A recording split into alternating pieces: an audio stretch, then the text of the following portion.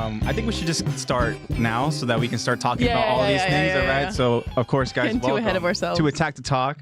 Spoilers, guys. Yes, this is OVA episode number 3. Yeah. Yeah, so this is our third OVA episode where we discuss different topics, different theories, and then we want you guys to help us along with certain topics that you guys would like us to talk about. Yeah. Go ahead and put in chat. Obviously, we want you guys to get involved. We love when you guys are involved and engaging with us in chat and stuff. We love your guys' insights and stuff. And so, yeah, anything you want us to talk about, this is an OVA episode for all of us. So, yeah, it's going to be a fun episode. I have a couple things in mind that I would like for us to talk about. I found a certain little article, as well as we could talk about what the hell the flowers are about. Yeah. Right? We've kind of speculated about it. Yeah, for sure. And as much as I love going through the episodes, like the actual AOT episodes and everything, like that's super cool, like analyzing them. Yeah. The OVA episodes just have some kind of energy to them. There's so much fun. It does, right? It brings, definitely. Given this is only our third, I will say the only OVA episodes that we have done have been, like, especially that second one. That second one where, we were all arguing about and Pixis Zach, where they were, I will say, Zach was fighting an uphill battle there. Yeah. But he was doing the best he could to try to just stick to that Commander Pixis, that option there of who was the more. If you guys want to know what we're talking about, check out that second OVA episode. It's really funny. It's really good. What you guys need to know is Zach was wrong. All you guys need to know is that he's wrong. He believed that Commander Pixis accomplished more than Commander Irvin, but hey, he stuck to his guns there. What I do want to say, guys, is it is Sunday, which means it is Father's Day. So happy Father's Day to all of the fathers out there. Big day, guys, and hope you guys we'll talk. That's a good thing to talk about. Okay. But I hope you guys were able to spend some time with your family or your dad or call your dad or just have a nice relaxing day regardless, guys. So happy Father's Day to all the fathers out there. So now let's address the whole Zach situation. Yes. The Zach situation. The Zach situation. It's very simple, guys. Zach is sick. Yeah, Zach is not feeling well. Yeah, Zach is sick. That's pretty much it. He's not feeling well. So Zach decided to go ahead and take this week off. He should be back full force next week. And we have beef with him because he's sick. No, I'm kidding. Yeah, serious beef. But yeah, guys, so you guys know my name is AJ, and joining me is my good friend. Hi, I'm Lexi. It is Lexi. And AJ, how are you feeling today? How am I feeling? Well, in honor of Zach not being here, I will say I am feeling fired up. Ooh, that was good. Let's go, baby. That was for you, really Zach. Good. That was for you, Zach. Oh, that was good. All right. Man, let's get some juice going here. You definitely did him justice there. All right. Zach is a dad. Zach is a dad. Maybe. I don't know. Yeah. Happy Father's Day, guys. Happy Father's Day. Anyways, let's get to Zach. Yeah. So we have a couple different things, like I said, to talk about, but I think we should get into maybe the poll results. Yeah. And get into the Q&A responses. I'm excited about that. Thank you. Yeah, that was really good. Yeah. That was good. I felt the oomph in that one. I did too. You really used your core. You really used your whole diaphragm. I know. Good thing you're not doing any voice acting. I had to build up my key for... But, Zach, you are the father. Yeah. Oh my gosh. Oh my God. So anyways. I'll give it your turn, Lex. Okay, take it away. So let's get the results. Let's review what we asked you guys last week. So last week we actually reviewed an actual episode that wasn't our own little OVA. And we asked you guys, let me find it on Spotify actually, because it has a better wording. Would you be able to steal a piece of meat from Sasha? Ooh, okay. So very quickly, some recap. Yeah. Big Sasha episode because Sasha is deciding to go home. Almost missed the poll results. Thank you for voting, hurry Kyron. Up and vote. Awesome, Kyron. Thank you for that.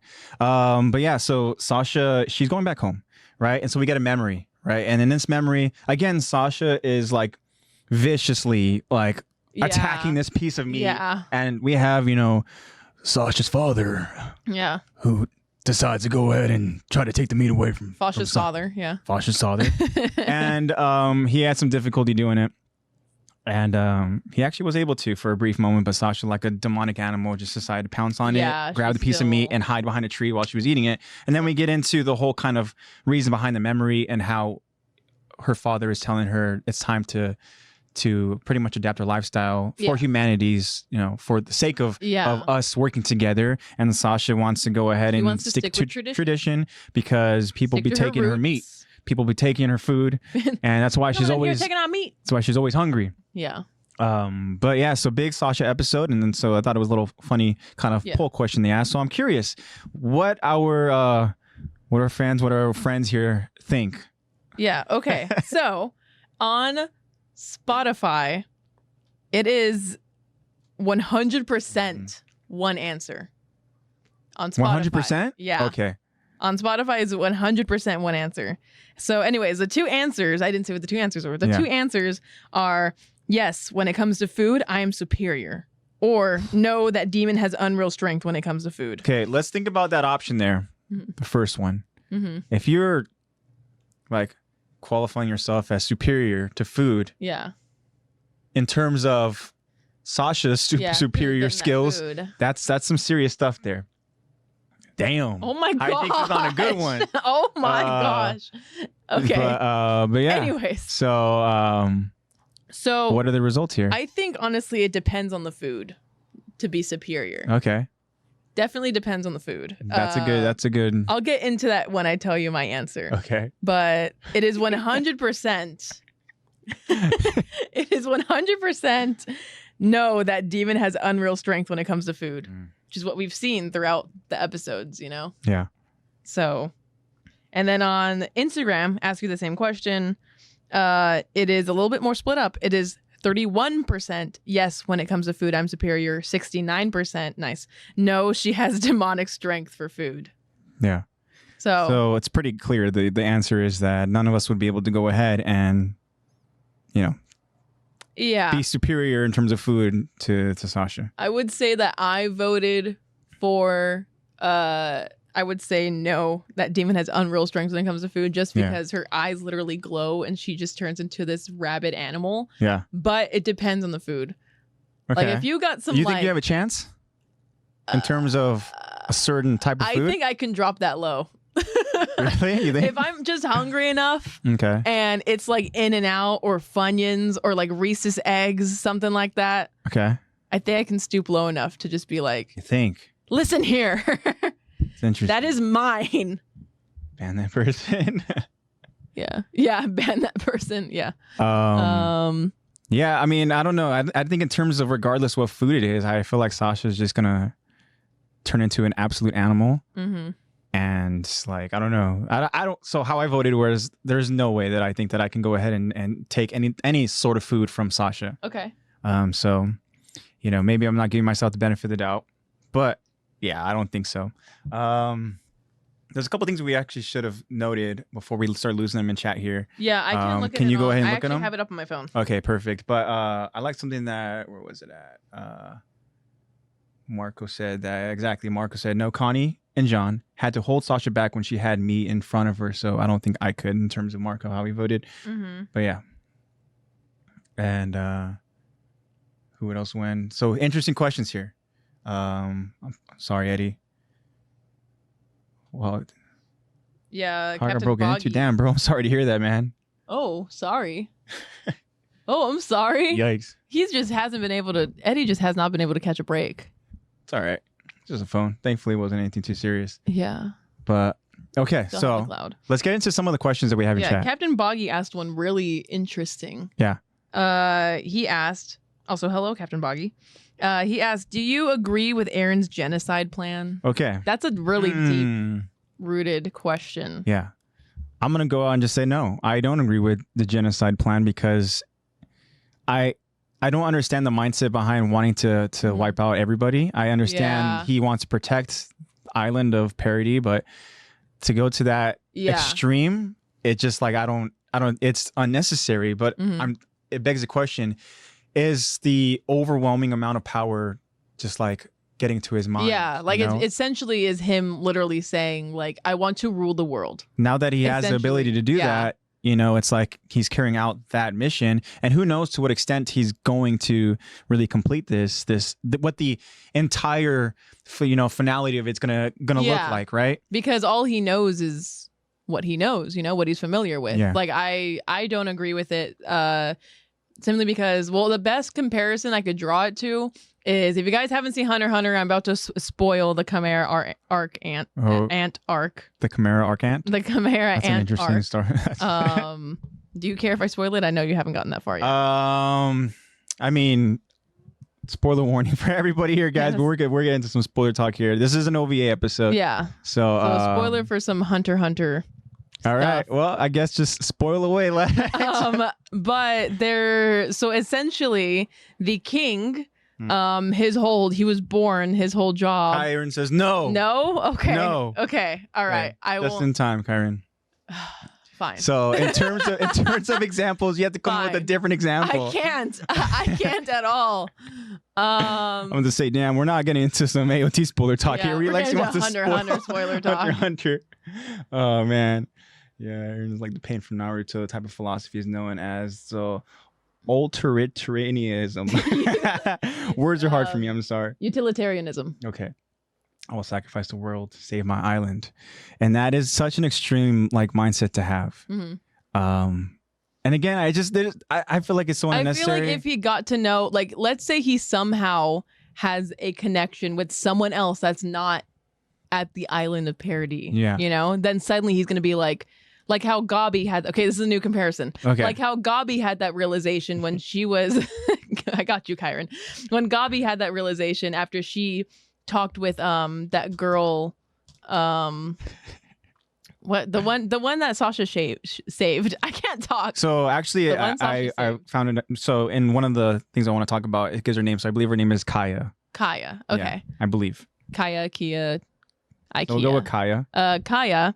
After Gabi spends time with Kaya and everything, and Kaya, you know, knows that Kaya knows that Gabi killed the woman that saved her, you know, and you know, Gabi's expecting her to be, you know, again, all she knows is like these are these devils, they all deserve to die, like da da da, and and all good, Eddie. But then after she's given like essentially like mercy, and she's these demons, these devils, these island devils are caring. Suddenly she's like, oh my gosh, these aren't devils. You guys don't all deserve to die. And I think that Eren just hasn't experienced that.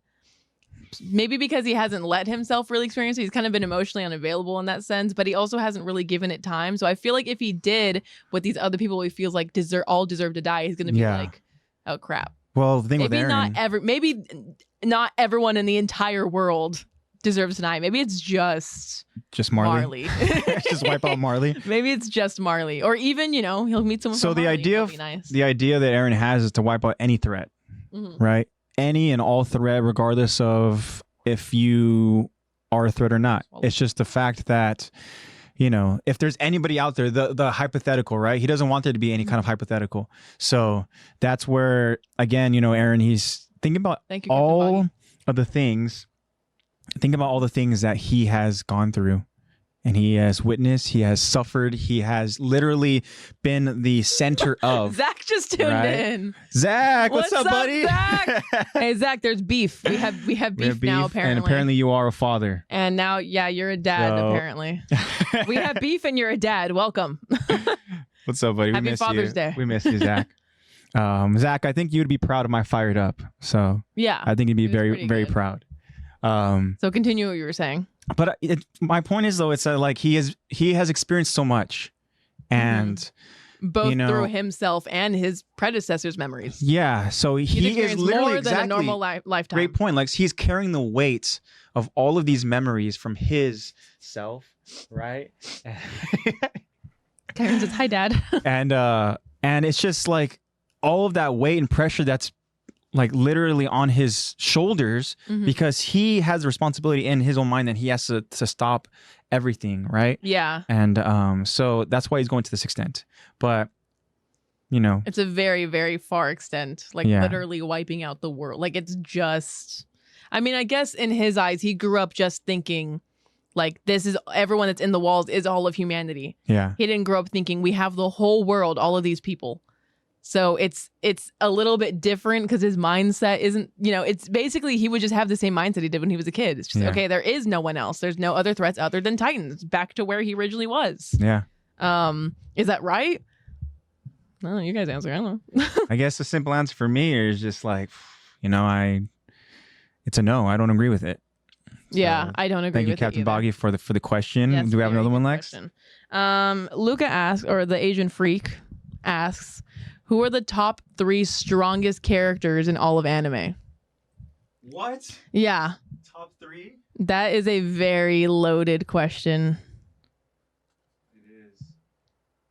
Okay, Kyron said he could still hear us and see us. Perfect. All right. Yes. We'll just see one. We're not gonna be able to see it over in here, so it's okay. We'll continue. We'll just carry away. We could just see us in post. So the 3, I feel like I haven't watched enough anime. I mean, I've seen a decent amount, but I haven't seen, like, for example, I haven't seen Naruto. I would have no idea. I got on how to season 2 that. and then I just never kept watching.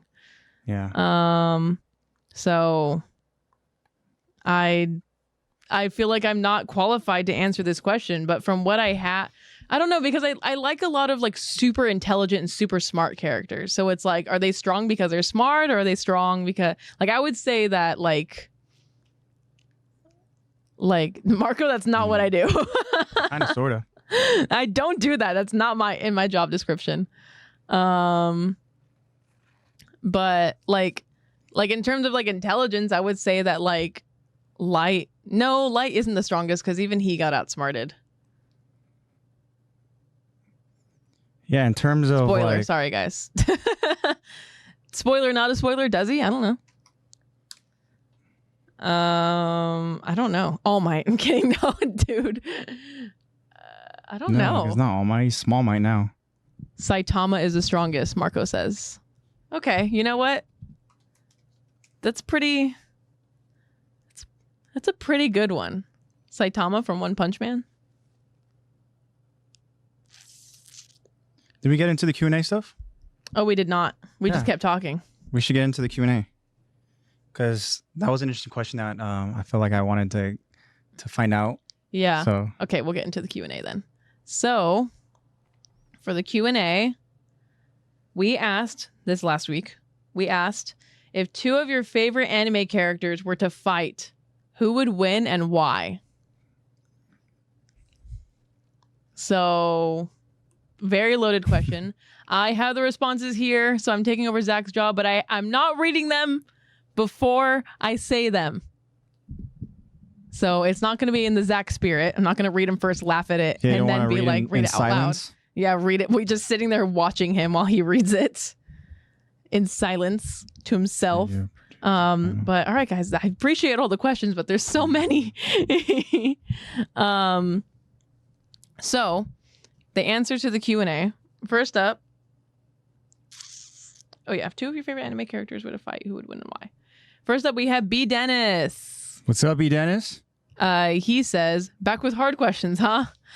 2 of my many favorites happen to be Deku and Asta. So if they were to brawl, I honestly think if we're talking rules from both shows, maybe Asta, but I'm mixed. Thanks, you jerks. Of course, no problem, Dennis.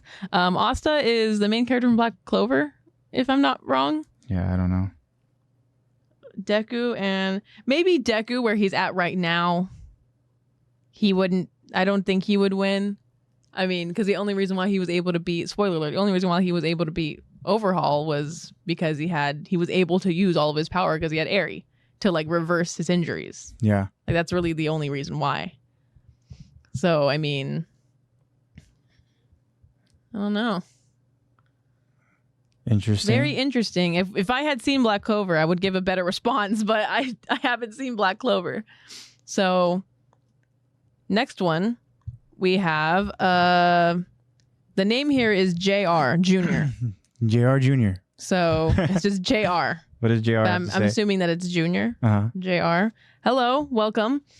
They say my 2 favorites are Ichigo from Bleach and Chopper from One Piece. It sucks to say, but Chopper gets clapped. Yeah. I've only seen a little bit of Bleach, but I've just, from hearsay, Objection, hearsay. Yeah, I think Ichigo would. Yeah. Could say I've heard more of the name Ichigo than I have Chopper, so I'm just guessing by that he's stronger.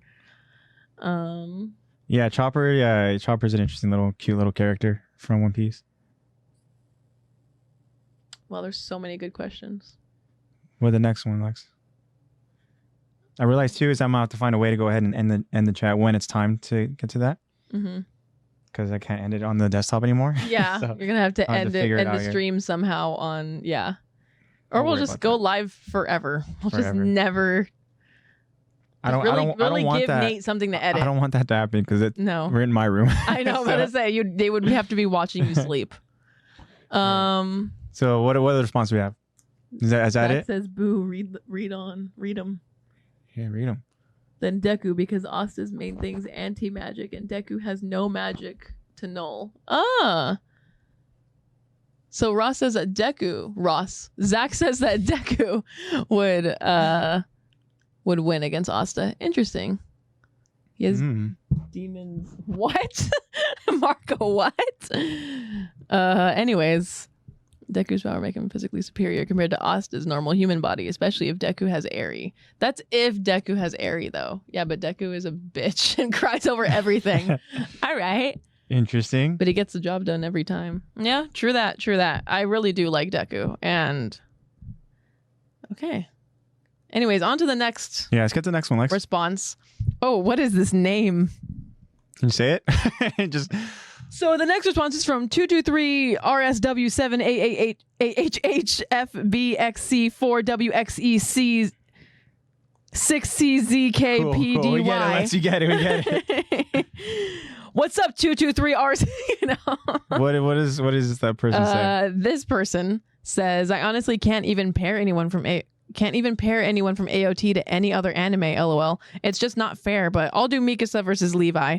Just think about it. I think that'd be a good fight to see. It would be. Yes, for sure. The closest we've been able to see to Levi and Mikasa fighting is when Mikasa was trying to get Eren from Annie when we first saw her as a female titan in the forest.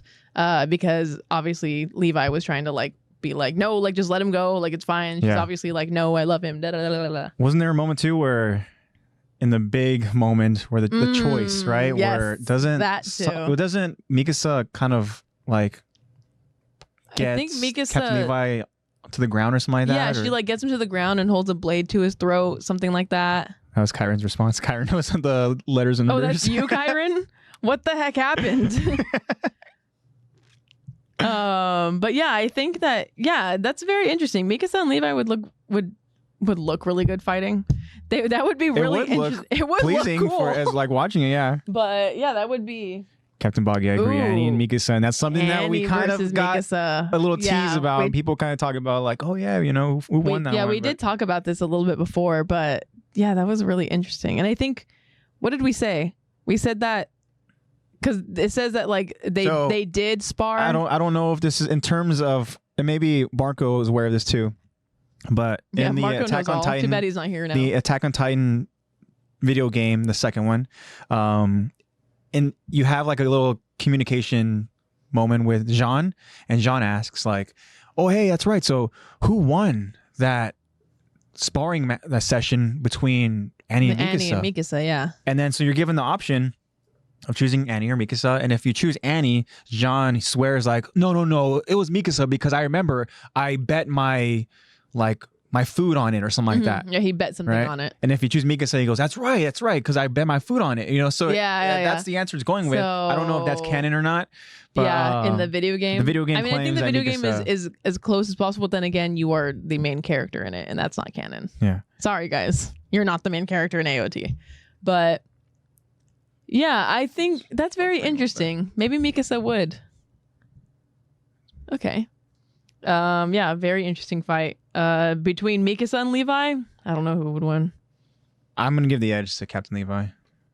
I think because of experience, or it's because of experience, and also because of both are. Because the difference between Mikasa and Annie is that Annie's really good physically battling, and Annie's really good with her. I don't know if you guys can hear that barking.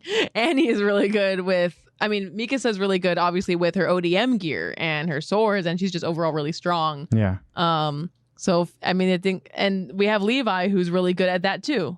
Levi's also really good at that. Yeah. Same thing that Mikasa is. So that's a pretty even battle. I honestly don't. I don't think I can pick one for who would win. I think it depends. Really? Yeah. Situational, huh? Very situational. Okay, well, that's a good question, definitely to ask, Kyron. Thank you for that. Don't know what happened to your name and why. Yeah, it turned I don't into know a bunch why of letters yours and is numbers. code. Yours is Anyways, the next response we have for that Q&A is from Captain Boggy. Captain Boggy. He says, I have a feeling Eren Yeager would win only because he has the Founding Titan and the Attack Titan and the Warhammer and Kyojuro Rengoku, while being the Flame Hashira is still only human. So that's Rengoku versus Eren. That's a tough one too. That'd be a fun one to watch. Yeah, but I'm gonna say that Eren Eren wins. Yeah. As much as I really do want Rengoku to win, I'm gonna say Eren wins that battle.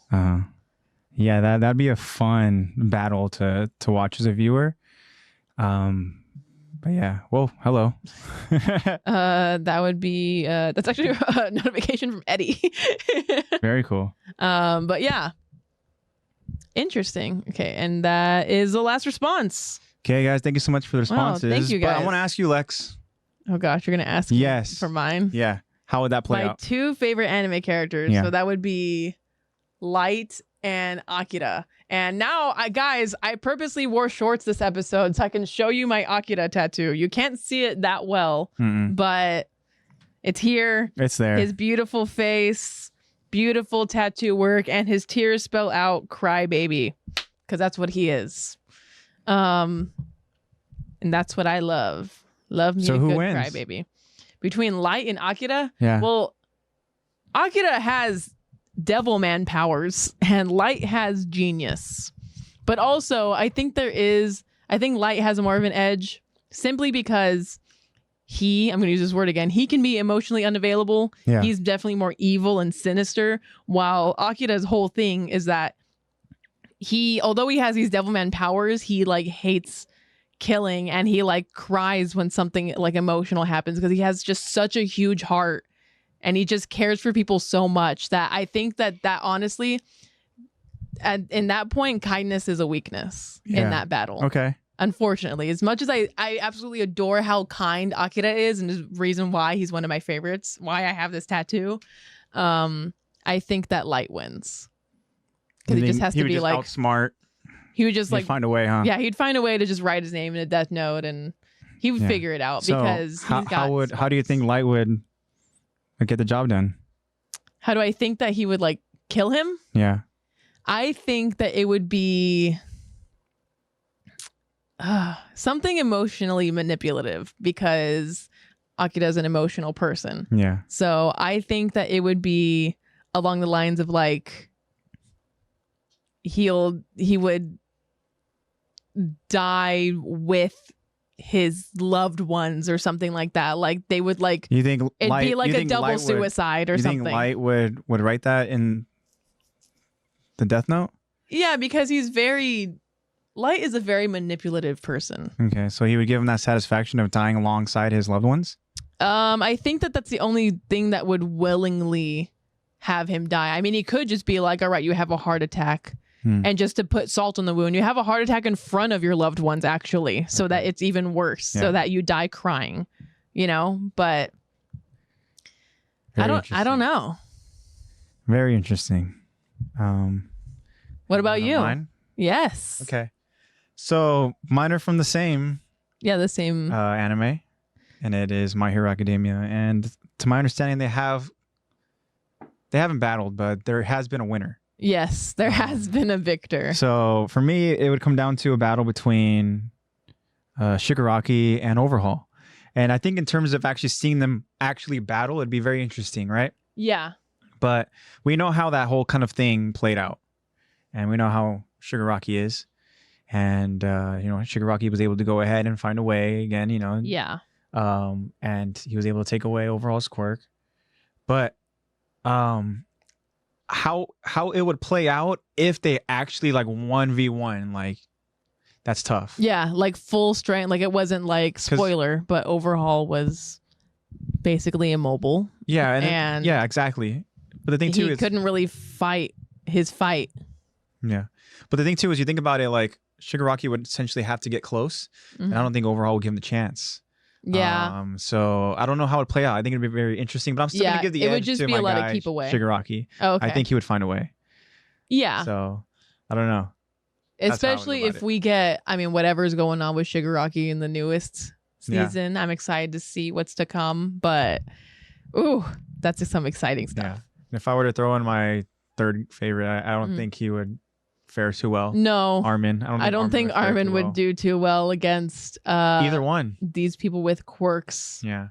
So his even quirk if you is brain. imagine just like Shigaraki touching his colossal and just like slowly just like dying out and stuff and like decaying. the decaying of a giant titan. Yeah.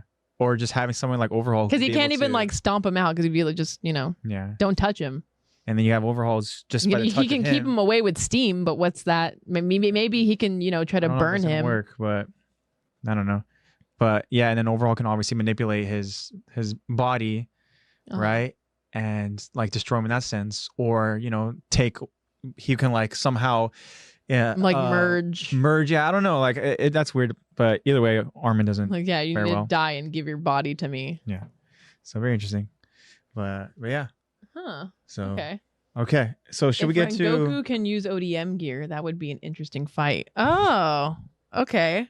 That would be very interesting. Rengoku versus Eren. I was thinking more like Titan Eren, but then like ODM Rengoku, but he uses flame swords. I think that'd be very cool. That'd be really cool to watch, but again, I don't think Rengoku's winning. Just gonna say that right now. Ooh, that was a good one. That was much better than mine. Mine was very I left up anticipation for sure. Let's see. I did not mean to exit out of that. I would like to see the chat, but now I can't anymore. You can't? Because I just exited out of it. All good. I can see chat. All right. So okay, I'm back. There's a couple things I want to talk about, Lex. Can we get into them? Yeah. Okay. And if we have more time, I did ask on Instagram, on the story with a prompt to see if there's anything you guys wanted us to talk about. And we got a few. We got a good handful. So when we can talk about. Yeah. Okay. So one thing I found this article, and it says Attack on Titan 10 most disturbing things that happened in the anime. Okay. So I want us to go down this list, okay, and kind of talk about them, all right? Okay. So I don't know if in terms of from 10 to 1, if it's like 10 is like, okay, that's disturbing, but number 1's the most disturbing. I don't know in terms of that, right? Okay. So if that's how they grade it. If it's like in order. Yeah. So number 10 is a moment that happened in season 1, very early on in Attack on Titan, and that is Carla Yeager dies. Okay? Yes. So it says there have been many Titan chomping related deaths in the anime, but one of the earliest ones remains as the most memorable and impactful. The manner of Carla Yeager's death is the stuff of nightmares, especially since the first few episodes spent a lot of time building up her character as a loving and dedicated mother. Then some creepy smiling Titan just picks her up and munches her down like a soggy burrito while Eren watches. Like a soggy burrito. Wow. From that moment, not only was humanity reminded of the terror of being at their mercy and the humiliation of being trapped inside a cage, but the scene also sets a precedent of what was to come in this series. Okay. So this moment happens very early on, right? Because it sets the tone. It says that it's shaping her for the first few episodes. Maybe they mean manga chapters. The manga, yeah, I think that's what they talk about. Okay, because I was going to say this literally happens, like her death is literally it's the ending of the first episode, and I feel like it's what really shapes AOT, and it's like a perfect, like, this is your first impression. Yeah. If you can sustain this, get ready for a ride, Like AOT does a really good job of doing things very on purpose and very, they all have meaning, and just having her death be just, And to start off the anime first episode with this moment at the end of that first episode, again, it's like, it's indicating, like, my goodness gracious, like, it shows the devastation that these Titans, like, what they're able to do, I guess, especially with a character as loving as Carla she seems, and it's a huge moment, right? But yeah, so again, really gruesome. I mean, they didn't really show all they show is the Titan like grabbing her and then like about to snap her in half, but they don't really show it. But they do show like it afterwards where she's just like. Is that what they meant floppy. by soggy burrito? Yeah, because she's just like a floppy snapped thing. her freaking spine, and now she's just like. And then they bite into her, and she just. But it looks like rose petals, so you know. Yeah. All right. So I want to get into number 9. Number 9 is again season 1 moment. It says Eren gets eaten. Okay. Soon enough, Eren also gets a taste of what her mother went through. In an early episode of season 1, the most shocking surprise that assaulted the viewer's eyes would be Eren's apparent death. This subversion of the shonen trope was a horror to witness, since before Santa Claus Titan gulped Eren, Santa Claus Titan. Right, another one chomped his legs off, adding to the torture and despair. Mm-hmm. Says afterwards, Eren gets introduced to the digestive tract of Titans, or the lack thereof. Mm-hmm. It's basically just an acid bath. Yeah. Thankfully, the anatomy field trip was short, and the show pulled one of its big plot twists. Eren is a Titan, and they all had us in the first half. Okay, I want to. So, in the spirit of Father's Day, can we talk about Dad's reaction? Oh, yeah. When he watched it. So yeah, we kind of build that was up. really good. We kind of build up a little bit of a moment of Attack on Titan, saying that, oh, you need to watch this, Dad, because it's like Game of Thrones or whatever, or stuff, right? And with Game of Thrones, I mean, they go ahead and it feels like when you watch that, no character is safe, right? So kind of throw that idea in there. And then when Dad watched this moment, and I think he literally was just like what the fuck or something like that, Yeah, he was so shocked. Because at that point, Eren was shocked. His favorite character, right? He liked Eren's kind of drive and his his he was willing like, to always he fight. Was able to like act in action. Yeah. While also like obviously he did talk a lot of talk, but he was able to like basically it comes to a point where he was able to back it up. Yeah. And so there was a big moment, and I'm trying to remember like watching it for the first time. Like I was in that same kind of like mental state where I was like, wait, no, wait, what? This is literally the main character. I was like, there's no way. Why is he? And I don't know. I was like, is this gonna like? Did we get this character? So important. Like this important character so early on. Just so we can set the kind of like impactfulness going forward for the other characters. Is this like character development for the other characters? I know. I don't know. Oh my gosh, you can only imagine the character development for Eren and Mikasa. For Mikasa, oh my gosh, can you imagine? But for crazy Armin. Episode. Did I say Armin or Eren? For some reason, I think I said Eren. You said Eren, yeah. For Armin, but yeah, and Mikasa. Who knows? Yeah. All Same right. difference, I forgot an M. All right. So another moment here is from season 1. A lot of season 1 crazy and disturbing moments, but this is the Levi squad wipeout. And it says further down the line in season 1. We did talk about this recently. Yes, the female Titan's introduction was a masterclass of horror and suspense. She has proven to be a lot more menacing compared to the regular Titans. Since it was Annie all along, she didn't hold back in her cruelty and toyed with all of her pursuers. The unlucky bunch just happened to be Levi's veteran Survey Corps squad. Annie's Titan played with them like a cat would with a mouse. She even grabbed some of them by the ODM gear and spun them around like a yo-yo. Yeah. Needless to say, all other manners of death became more preferable compared to what Annie did to Levi's squad. Yeah, that one for sure. I think that we talk about that possibly being like the most gruesome death. Like we don't know who that random dude was, but dude was on display of being the most gruesome. Yeah. Yeah, that was... I'm still going to go on a limb and say that is the worst death. Yeah, that's like the most disturbing, worst death. Yeah. Ugh. But also seeing the Levi squad just getting like just decimated. Yeah. Because we have, just backhanded, stomped. Yeah. Crushed. Even the fact that she killed, Gunther, in her human form, right? And she did it in such a devastating fashion where she literally like slices his nape. Yeah, it's like it's like the way she goes about symbolic. It wasn't just as easy, just like, oh, I'll just slice him and he'll die. Yeah, it's like, I'm gonna aim for your nape because you're just that vulnerable to me. You're just that easy to kill. Yeah, I'm gonna slice your nape. So make it a challenge.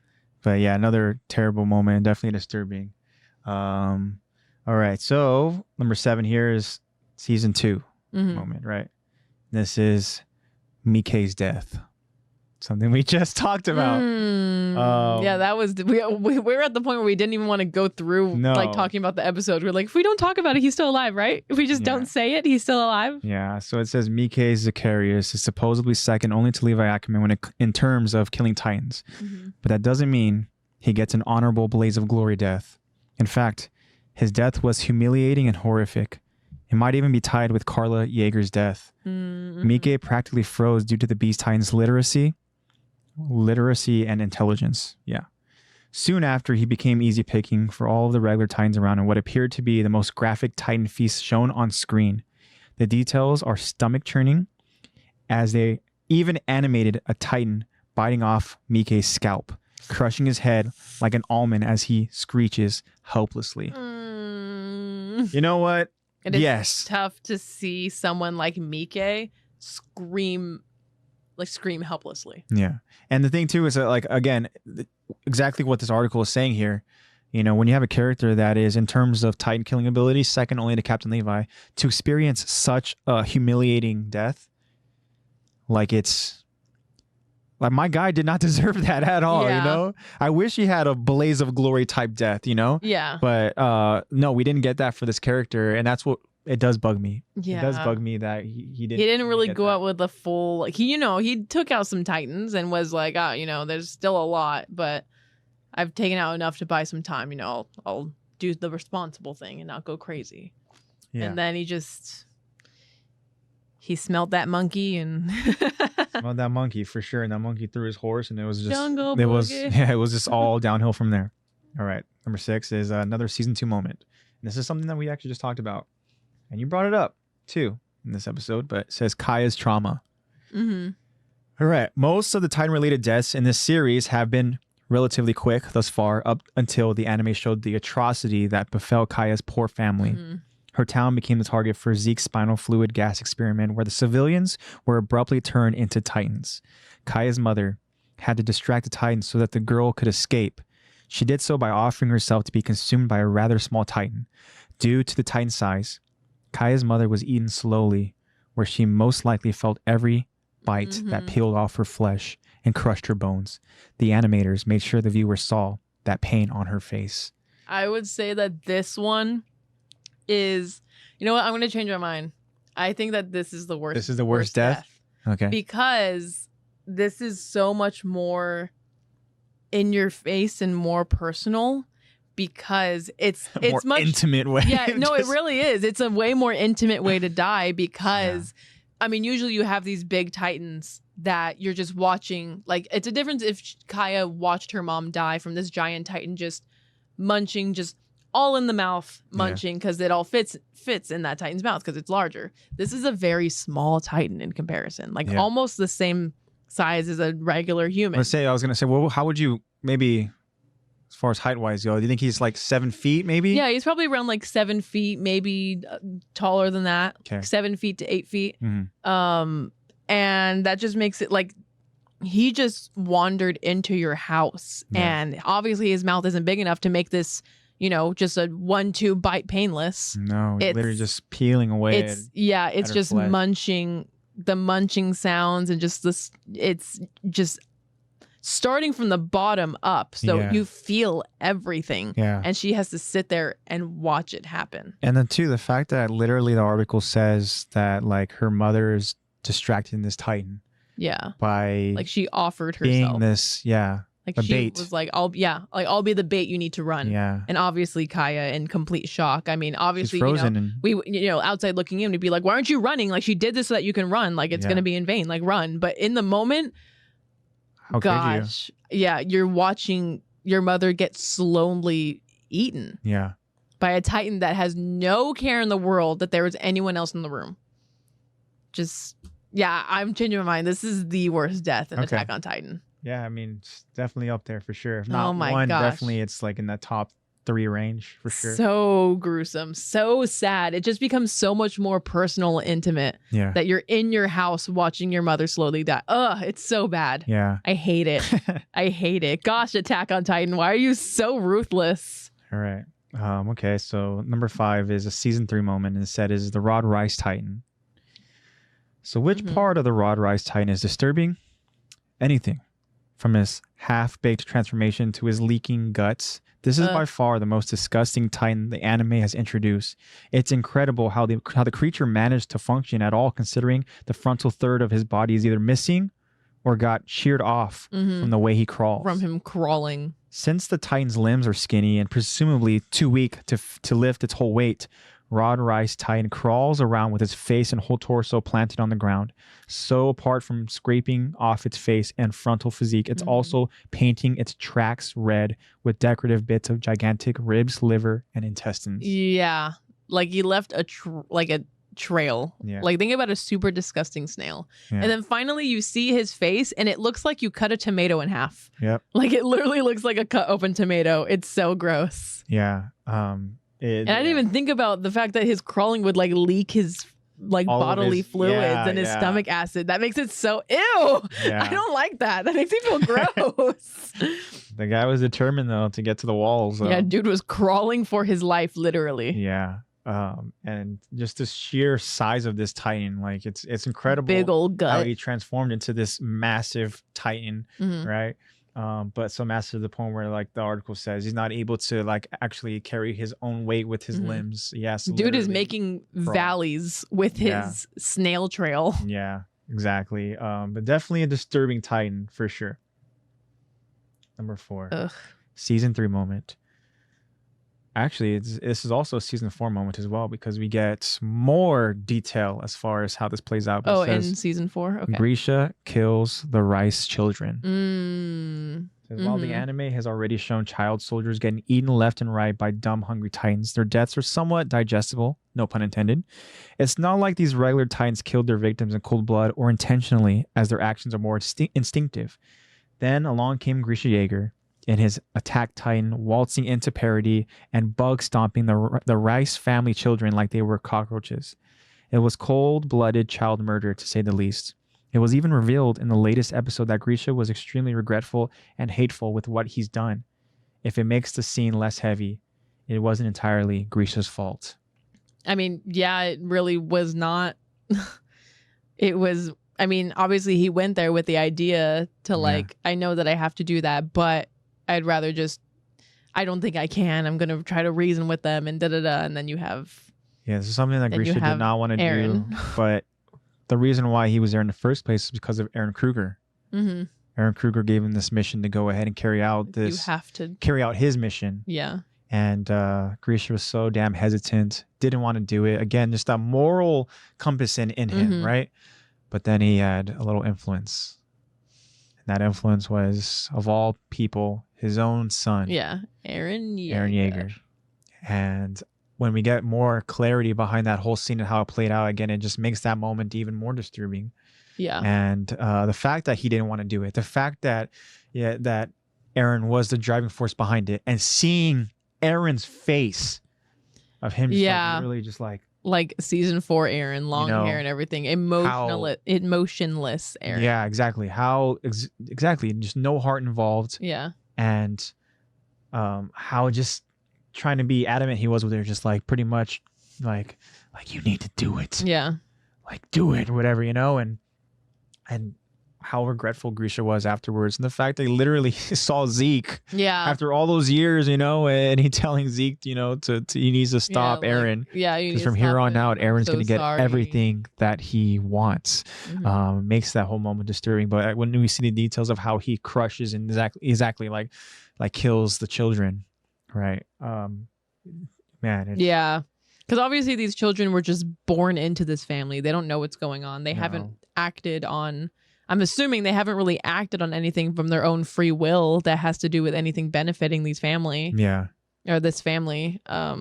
It's just, you were just born into it, and that's the reason why you died. Yeah. Because you were born. This father who's too cowardly to carry out, their mission on his own.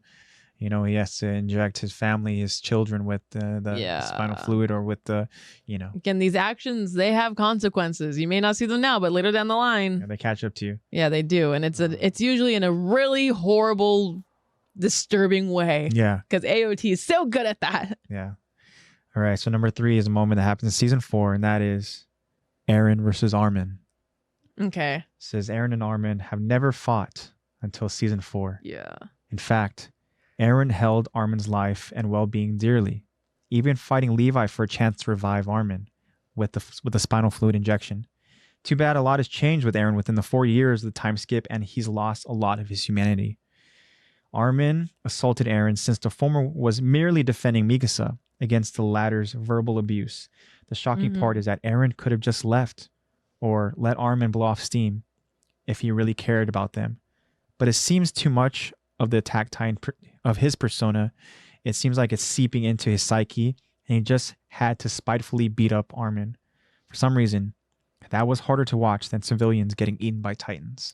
Yeah, I think it's because we just are so much more familiar with it. We just know it way more because it's from, these are the main characters. Yeah.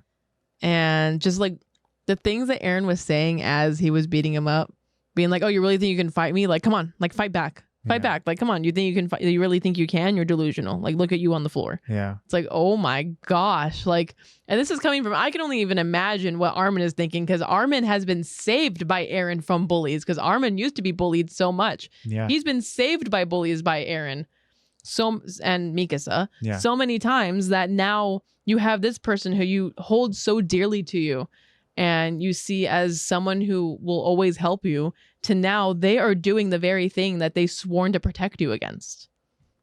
And I can only imagine like the traumatic effect that has on Eren, Mikasa has on Armin, Mikasa witnessing all of this. And yeah, that's definitely a point where when I watched that episode, I was like, oh crap, like Eren really has changed. Like this is the defining moment. Yeah, that's the moment where you're like, oh damn, exactly like you said, that this isn't the same Eren that we know and we love like as a character. Something is so different. Now he's dead set on his goal and his plan.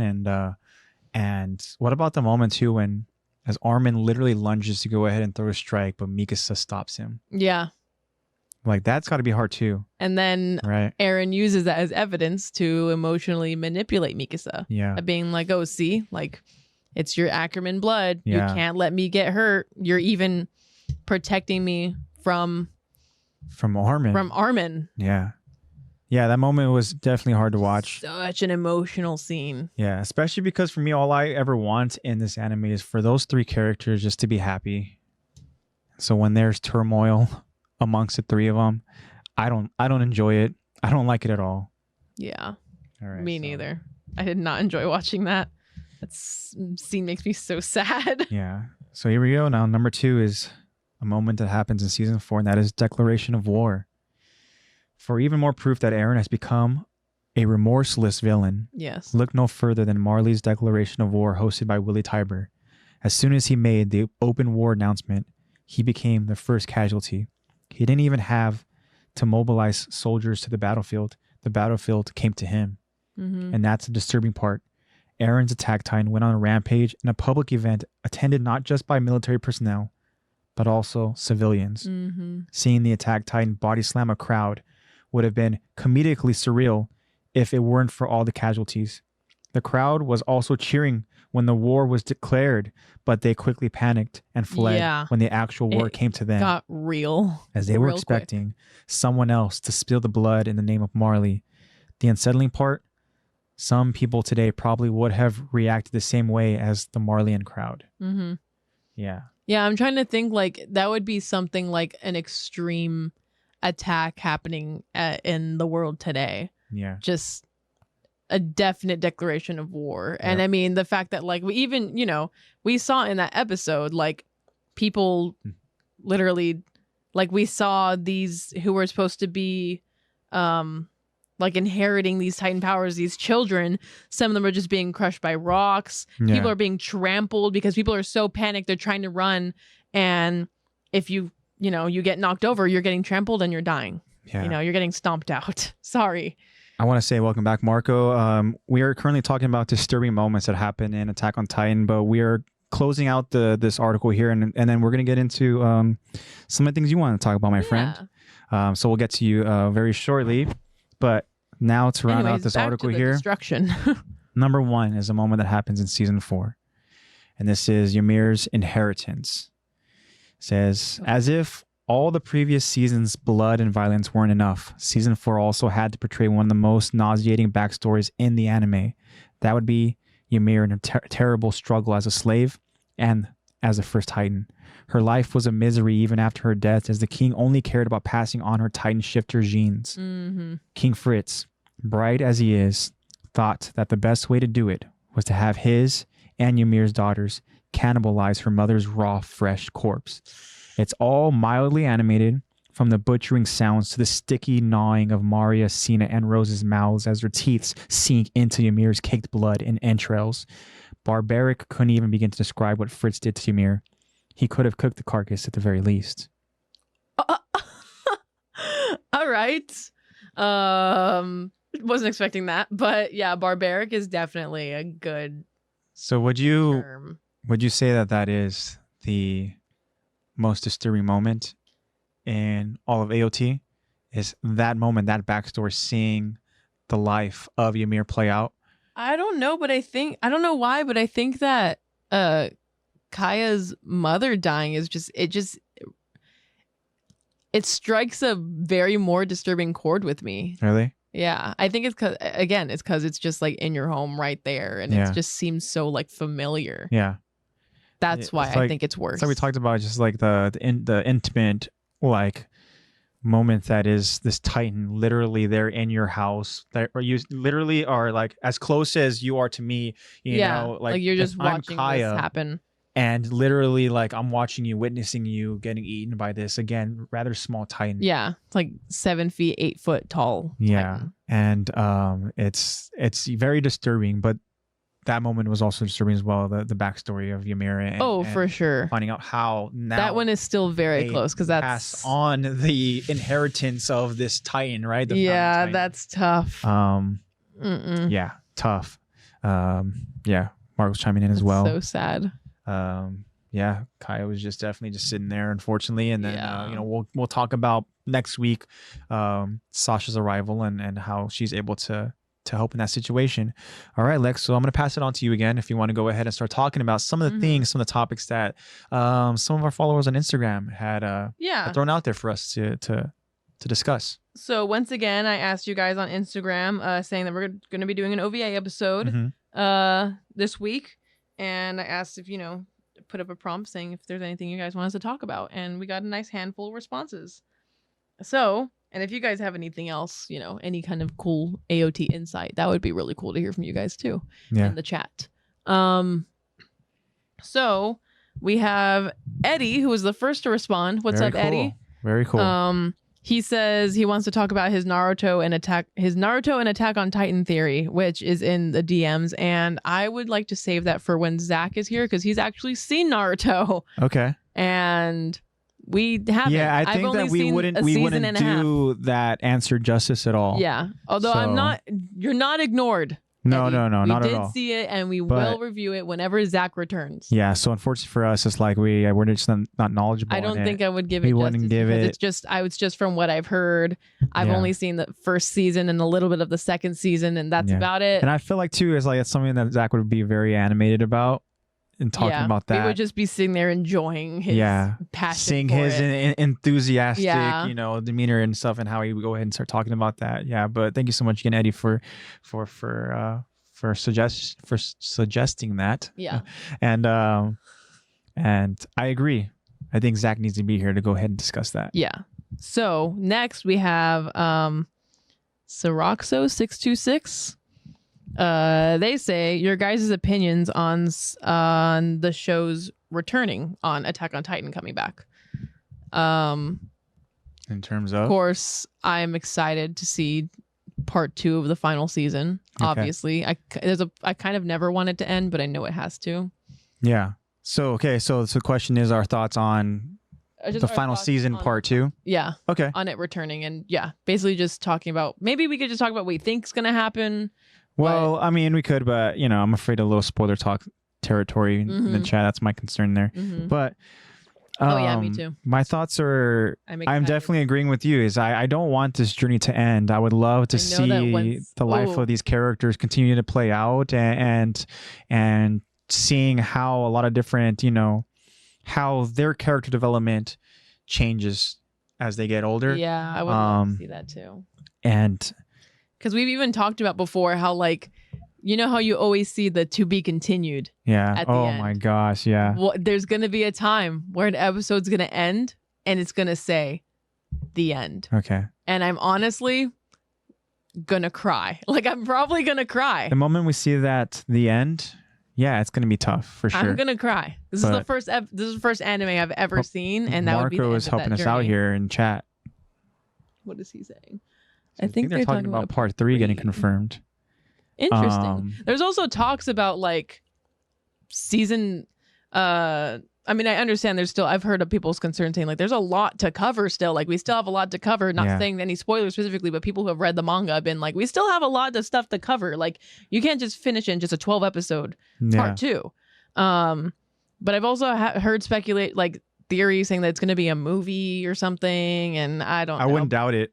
But I would love to hear part 3. I really do hope that is... The more AOT, the better for me. I mean, Isayama himself was like, I don't like the ending of the manga. I'm going to say that's not canon. I'm going to rewrite it. Yeah. But just keep doing that. Just keep rewriting it. Yeah. There's 9 chapters left. Marco says there's 9 chapters left. Yeah. And then I feel like there's so much to cover in, each chapter. You imagine having 9 of them and having to kind of like, Yeah. Like decide how you want to separate that into 12 episodes. Yeah, I still feel like there's a lot to cover because even just the way that like Attack on Titan, like the anime, I can understand like in the manga you have, your memories from continuously reading it and you're just going to keep reading it. When things happen, you're going to make the connection yourself. But in the anime, there's a lot of callbacks to past episodes and that's going to take up time, like the flashback sequences and everything, especially involving memories for sure. So that takes up way more time. So you would think, oh, it's just an episode, a chapter. No, it's not. There's a lot to cover. Way too much to cover for sure. Especially with Attack on Titan, the way that they do their episodes for sure. But the moment we get the end instead of to be continued. Mm-hmm. Oh my God. It's gonna be so tough. Even just thinking about it, it's like got my chest all tight. Oh man, yeah. That one's gonna be a real punch in the gut there. It's gonna be like, wow. Then it's gonna come a point where it's like, I have no more Attack on Titan to look forward to. This is it. Yeah. We just have to continue the podcast until we will continue discussing each of the episodes. Yeah, until we get to the point where there's nothing left, and then we'll see where we go from there. That'll be the end of us. End of the podcast. Oh, I don't want to think about that. Never. I regret bringing that up. I don't want to think about that. Isn't that weird to think about? We will eventually get to a point where it won't be to be continued for us anymore. It'll be, all right, guys, and that is the end. Yeah. And we will be thanking everybody on this journey. Oh my gosh, and we'll be thanking everybody even say that. For the support. Don't even say that. And that's something that's going to be unfortunately happening as we finish our unless storytelling. Like, okay, do this anime, do OVA episodes, just keep doing OVA, make an anime, like an all anime. But podcast. Unfortunately, though, it's like all things must come to an end. All good things must come to an end. Yeah, well, everything comes to an end, right? So I didn't want to classify us as all good Are things. We good? I was like, but all things must come to an end. Yeah. So. All right. That's so sad. Anyways, we're getting to Marco's responses now. All right. Marco sent in 2. So the first one I'm going to read is he wants us to discuss Levi's origin when he had the mission to kill Irvin and how he got to where he is today. Yeah. So let's talk about that because that is how he literally got involved in the cadet corps. He joined for the fact of killing Irvin Smith. Yeah. Right? Let's think about that. And let's think about the relationship that they have now. At least currently, and as far as where we're at, talking about it, right? Season 2. Yeah. That, can you imagine having that much like disdain for somebody that you want to kill them? So you join this cadet corps. You want to just be so like just to kill this person. Into it. I wonder what the heck happened.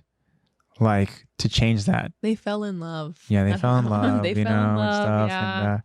Yeah. And, but that's what happened actually. But that's a crazy thing, right? And just Captain Levi. I mean, Levi Ackerman, his origin in general is like, it's very devastating. Yeah. Right. Yeah. It's just yeah. That's also like, really I'm sad. surprised that wasn't one of the Me 10 too. moments I was just about to talking say about that. How Levi. disturbing it is. Levi was so malnourished. Yeah. So like just with like his sick upbringing. mother. Yeah. Can you imagine having Kenny Ackerman as a father figure? Yeah. Oh my gosh. Yeah. Dude. Yeah, but you know, Levi, he's gone through the ringer, man. He's experienced so much. He's another character. We talked about like all the things that Aaron witnessed. Mm-hmm. Talking about all the things that Levi witnessed, all the things he lost, and you know, like it's sad. Yeah, I mean, you can tell that this is actually seeping a little bit into the next prompt that Marco asked. Oh, really? But okay. Yeah, I think he wanted to take the mission because he was trying to get a better life for Isabel and the other guy. Okay. Isabel and the other guy. Why not? Are those OVA? I wonder if that's involved in the. Yeah, because we haven't seen the. Because I know that there are other characters involved that I picture the girl and how she looks, and I think that she's another character that grew to be very close with Levi, and I think anybody that gets close to Captain Levi, unfortunately things don't end very well. Yeah, it's the same curse that Zach has with voice acting characters. With any of these characters he voices, their lifespan. Yeah, everyone he voices, they die. Everyone that Levi gets close to, they die, including his horse. Yeah, that's tough. So, and going into his, you said it's in the OVA. The OVA. Okay, interesting. All right. Wanted to take the mission because he was trying to get a better life. Yeah, that makes way more sense to think. I mean, I can only imagine like the pay for having a mission to kill Commander Irvin. Mm-hmm. Like, that's you're set up to get a better life. Yeah, that makes way more sense. But now, then they fell in love, and now, I mean, he's dead, but Irvin's dead now. Of course, what did we just say? But so transitioning into the next prompt that Marco sent in. Thank you, Marco. He said he wants us to discuss how Levi has the biggest heart of any soldier. Wow, and that's a bold statement.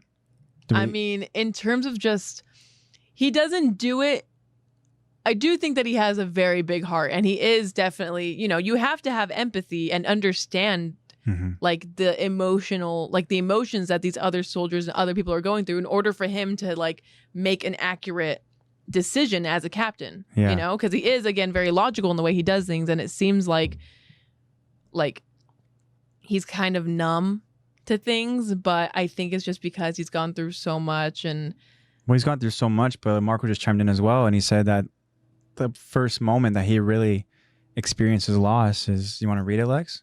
The moment that she died, that was the first moment that we saw Levi lose his shit. Yeah, I'm guessing he's referring to Isabel. Yeah. Yeah.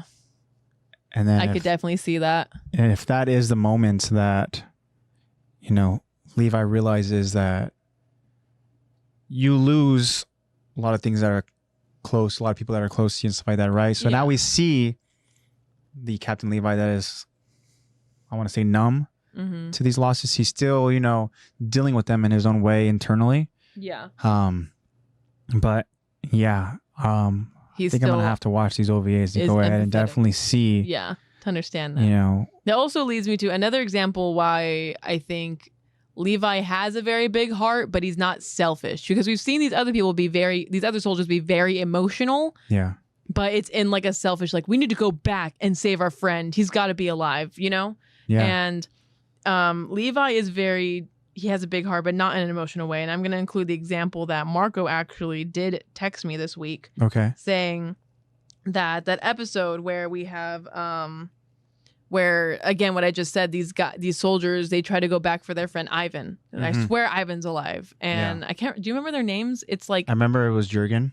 And Jurgen's not the one he necessarily talked about. For some reason, I want to say, I think we made fun of his name for being close to Gengar, but I don't think it's Gengar. No, because that's Gelger. He's currently in charge.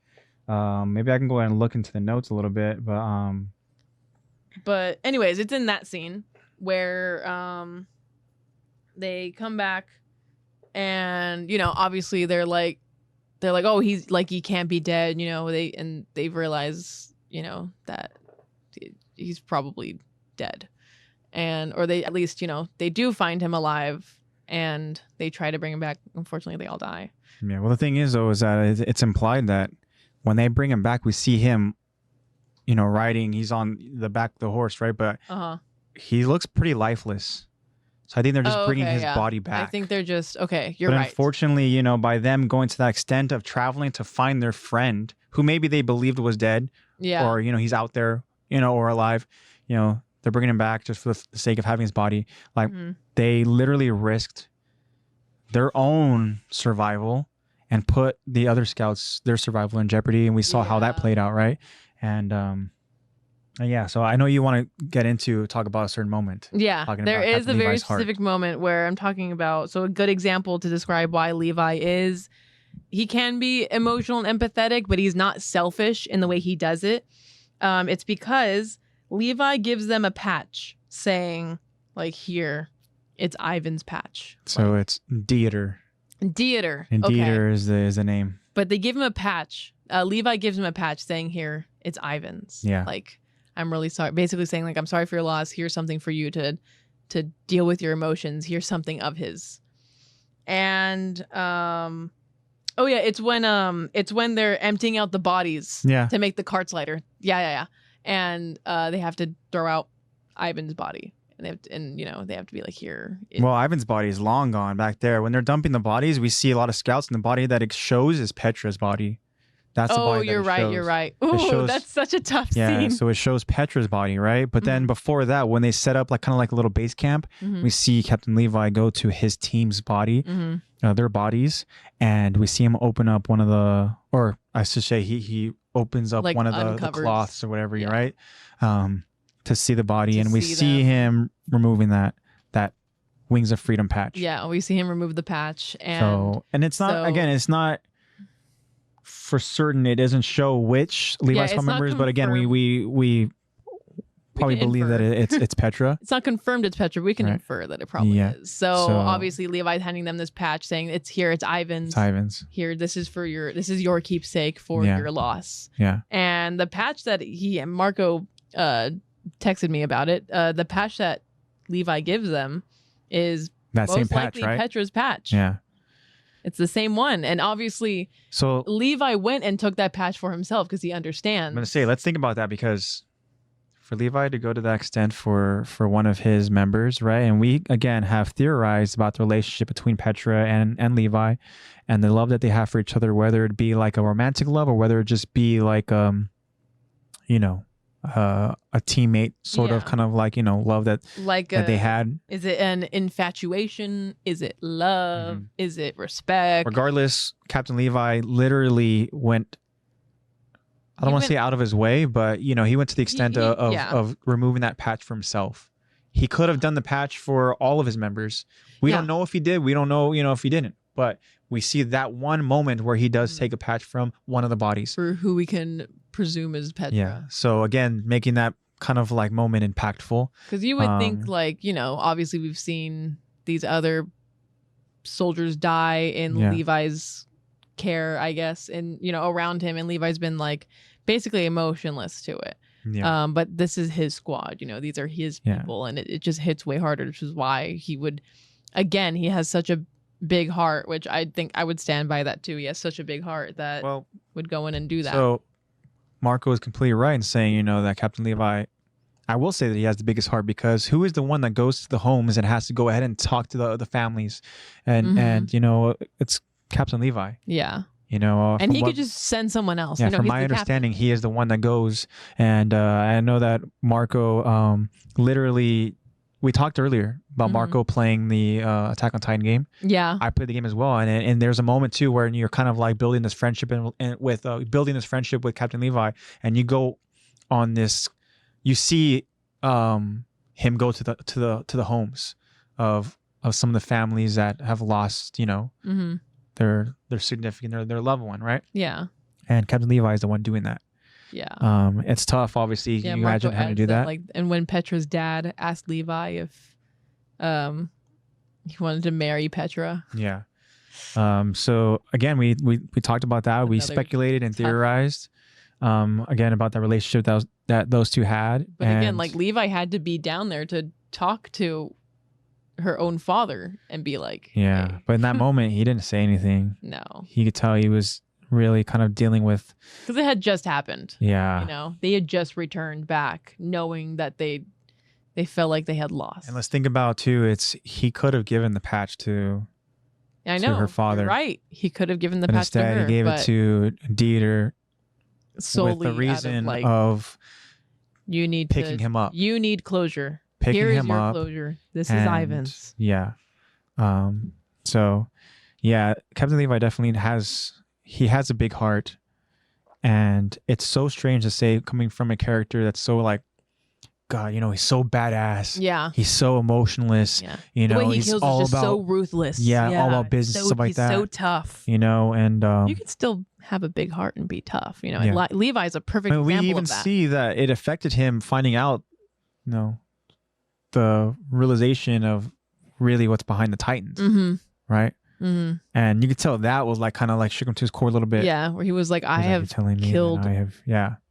Like I've killed so many. Yeah. You're telling me that those are humans. Those are people. Those are all once people.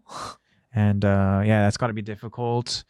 And again, it's just another thing that unfortunately Captain Levi has to kind of carry with him. Yeah. He's been through a lot. Even just how like in season 4 when all of his soldiers turn into Titans in front of him because of Zeke and the wine, and he has to kill all of them. He has to kill them all. Yeah. And you could just see like that slow motion shot when he's getting surrounded by all of them. You could tell that he's just like, this is going to be really tough, but I got to survive, you know? I got to survive so that I can give humanity this fighting chance so that this doesn't happen again. But for now, I got to kill all these people who I once woke up with every morning. And gosh, very, very skillful to be able to do that, by the way, but also takes a lot out of you emotionally. Yeah. All right. Well, was that the last one? Yeah, okay. That was the last one. Well, thank you guys so much. Thank you, Marco, for the topics. Now, one thing I kind of want to talk about is the purple flowers. The significance of these purple flowers, the moments that we see whenever... I almost made that one of the poll questions. Really? Yeah. I wanted to see what anyone else had to say. Yeah, with the significance of the purple flowers. Eren and Mikasa, and moments that we've seen where it's just them two. Mm-hmm. And we see the purple flowers that are around. Yeah. Okay. So I kind of looked at just online right now, very like just see what's one of the first scenes it shows, and Titan folk on Reddit asked, okay, and he asked, what is the significance of flowers in AOT? Mm-hmm. And so what is said here, it's flowers appear a lot in the AOT manga and anime, specifically 2 types appear a lot. He gives a name. I don't know if this is how you pronounce it, but the Campanula. Okay. It's the purple flowers mostly shown in the anime, and the daisy, the flower often linked to Ymir, the founder. It says the Campanula is first shown on the flower field in the first episode of the anime, a bloodied version of in Eren's dream, and this flower can, among other things, symbolize the foreshadowing of events. Mm-hmm. It says the other flower is the daisy. In Norse mythology, which AOT takes heavy inspiration from, the daisy is the sacred flower of Freya, the goddess of love and fertility. The daisy often appears in connection to Ymir, the founder. When Zeke nearly died the second time, he notices a daisy and then is revived by Ymir. In chapter 122, where we see Ymir's backstory, we also find that daisy. When Ymir is running from the king's people, she trips and lands near a daisy, which she spills some blood on. Oh. Do you guys think that there is anything to the flowers, especially the daisy, or is it just a neat detail to look for? Yeah. So I mean, I definitely do think that like certain flowers have meanings, and again, I know that Isayama doesn't just put things in there just to put them in there. Everything is purposeful. Yeah. So I do think that they definitely have a meaning, but it hasn't essentially been exactly revealed yet. Maybe it's just for inference, you know? Like with the purple flowers, they only really show up when Mikasa and Eren are alone. Yeah. Like, honestly, they only really show up when they're alone or they're having a moment. Like, just the very first episode, almost the first thing that you see are the purple flowers, really. And I think in his dream sequence, you see the purple flowers, and there's blood on them, and then it's, yeah. Yeah, one of the answers also talks about the birds. So the birds also appear in key moments of the manga as well, with some symbolism that was explained in the last 2 chapters. Interesting. I think that the birds symbolize freedom, because it's something that obviously a lot of these characters We've seen, one thing, one of the last really moments was with Armin, right? When he sees the I believe it's like 2 ducks that are flying literally above and past the walls. Yeah, like they could just be free and just go. Like, I think literally the first scene in Attack on Titan is with birds flying. And then we have the very first scene of season 4, which is, again, birds flying, but this is from Falco's perspective. Yeah. Being like, oh, to be able to fly. Like, freedom, essentially. Like, freedom is all that we really want. We just want to be free. And, Eren is also in very first episode of season 1, looking at these birds thinking the same thing. Then we have Armin in season 4, looking at these birds thinking the same thing. Like, birds are a very good symbolism of freedom. And I'm looking at your tapestry right now, looking at the birds and looking at those 3 characters. Look at those birds. Yeah, it's true. But yeah, I definitely think that they have meaning. What do you guys think? You guys think that there's any meaning between... what did they say that the white...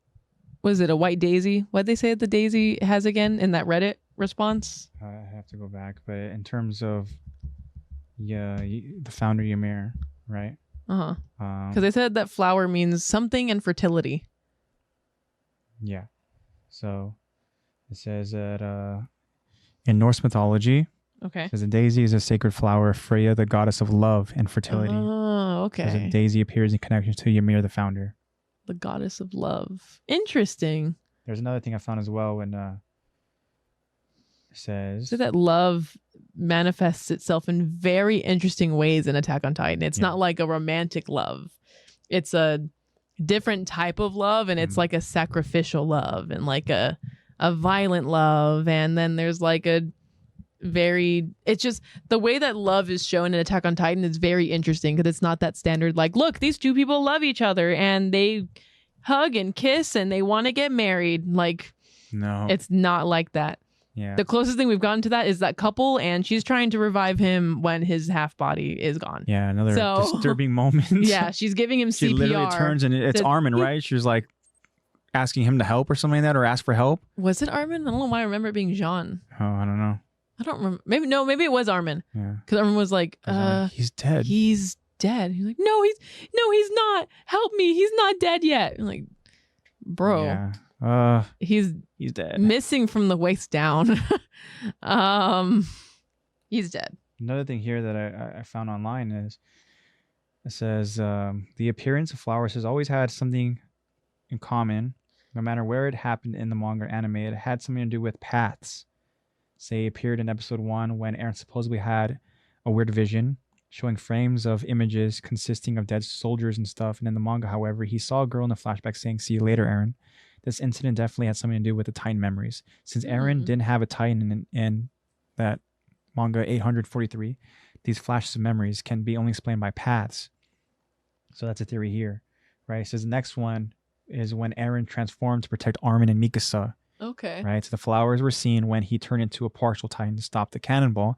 Just moments before this, he had a very troubled vision of his dad injecting him with the serum.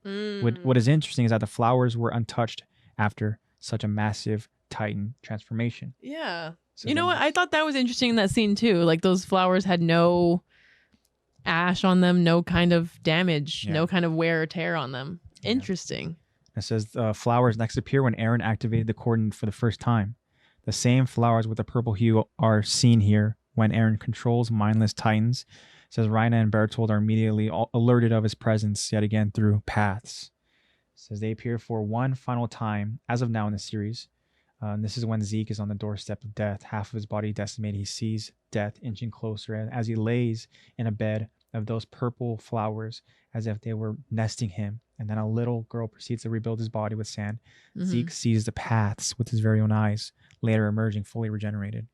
So there's not much to say and nothing much to draw from this. It's just that flowers were mentioned whenever there was an occurrence associating with Titan memories or paths. It can't be a coincidence, but maybe it has something to do with the source, if all organic matter, and the fact that Titans derive their energy from sunlight. Don't know. Interesting. Okay. Interesting. Marco says, kind of a spoiler. Kind of a spoiler. Says, at the ending, the bird that wrapped Mikasa's scarf back on, then flew away, was showing how it was all finally over. Yeah, I think the birds definitely symbolize freedom. Yeah. Freedom for sure. Interesting. Those flowers, though, man, they're there in important moments. Yeah. I didn't even connect that they have shown up a lot when there has been like memories. Like when Eren has that flashback of memories, we do see flowers usually, or when he's like had some kind of comeuppance with his, is that the word? Some kind of, it's a funny word. Evolution. Comeuppance. Some kind of evolution with his abilities or something, you know? We've seen those flowers. Okay. You know what I want to talk about now?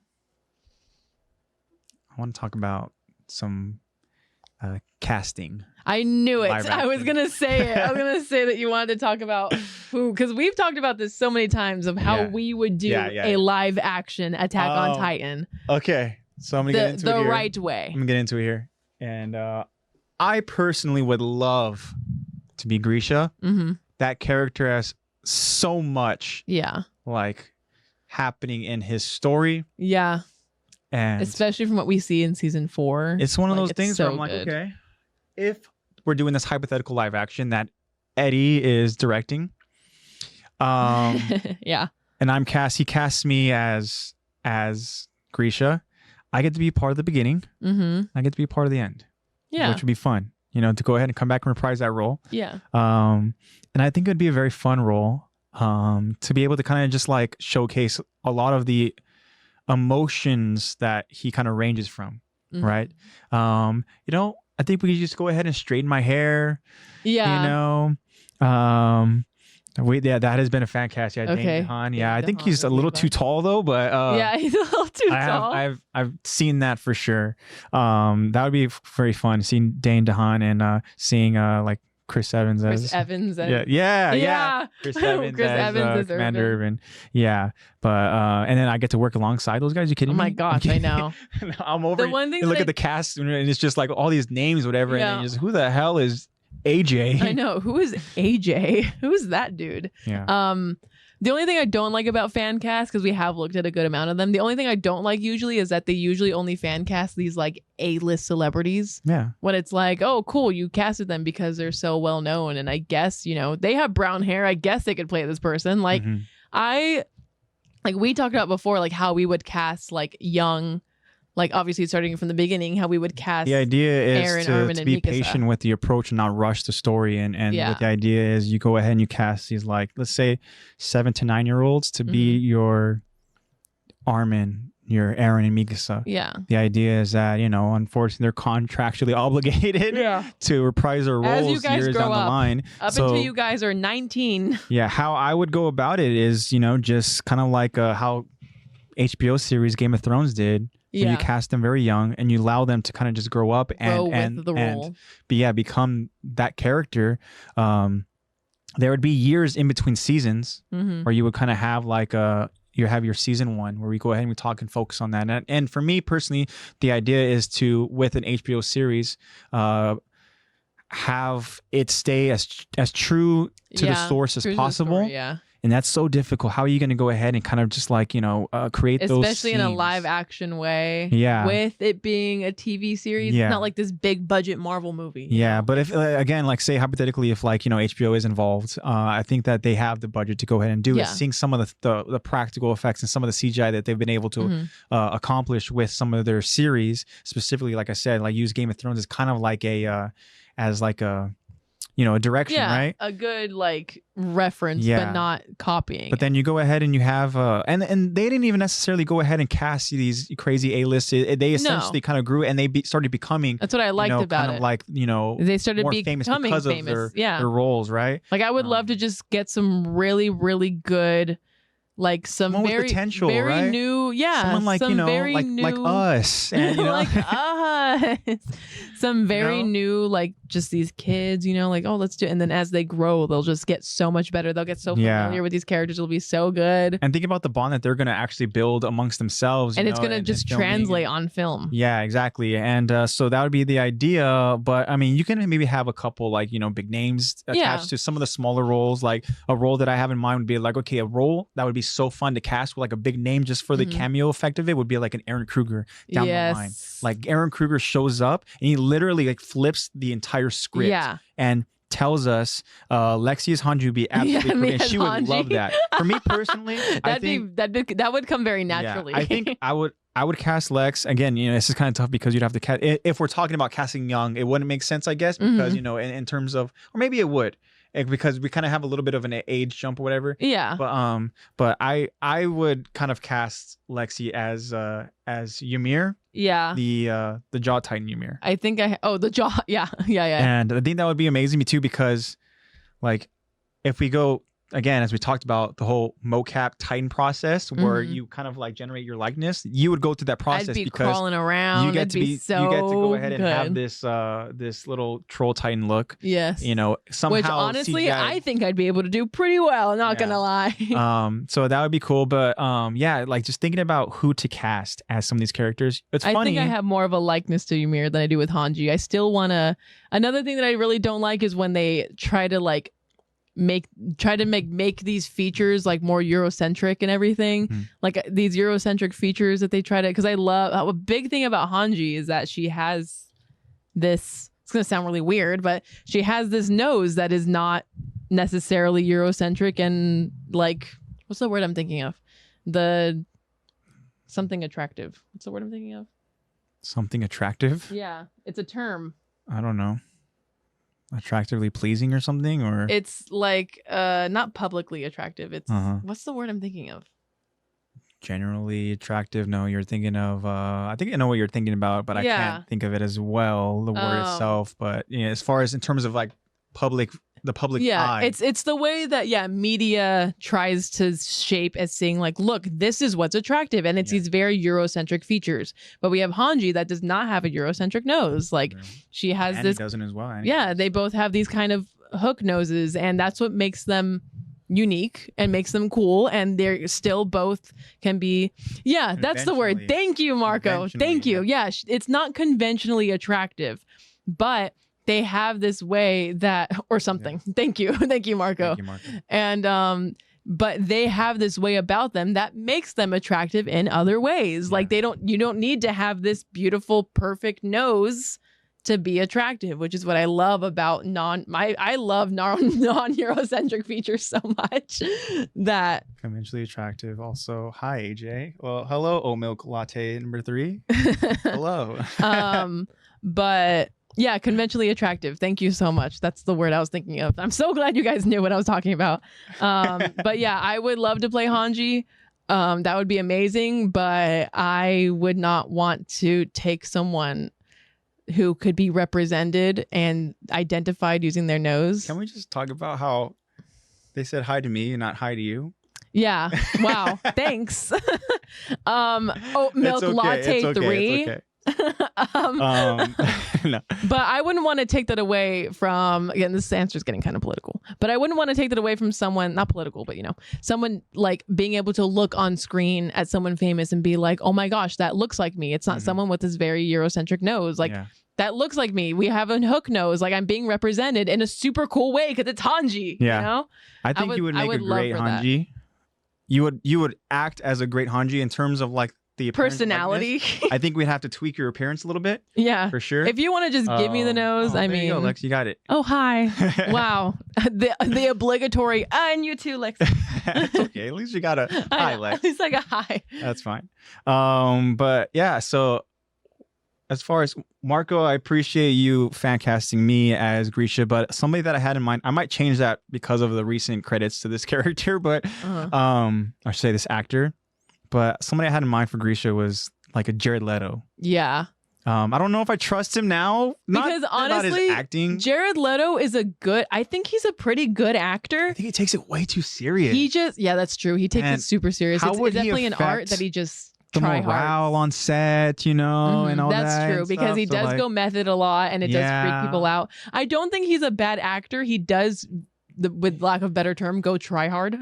Yeah, but I think he's just gotten really unlucky with his roles and the execution and what he's gotten, obviously knowing what we know, like, Morbius and his Joker in Suicide Squad. So let me ask you this, Lex. But I think because he's a tryhard, we expect it to be so like, oh, he's trying so hard, this has to be so good. And being like, what is this story? Like, what's going on? Yeah.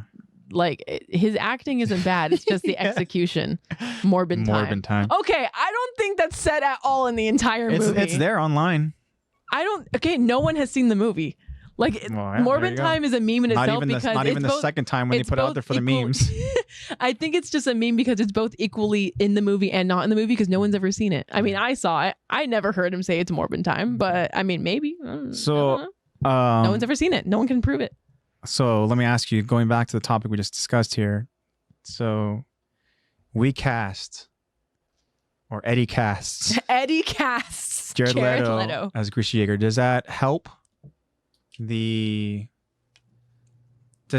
generate viewers, or does that hurt it? As in, they're gonna be like, oh my gosh, like I was gonna go ahead and watch this, but now that Jared Leto's attached to it, I think that people will be just curious enough to be like, all right, I'll watch He's going to be there early on. But I think that people, no matter how his performance is, even if his performance is great, people are going to meme the crap out of it.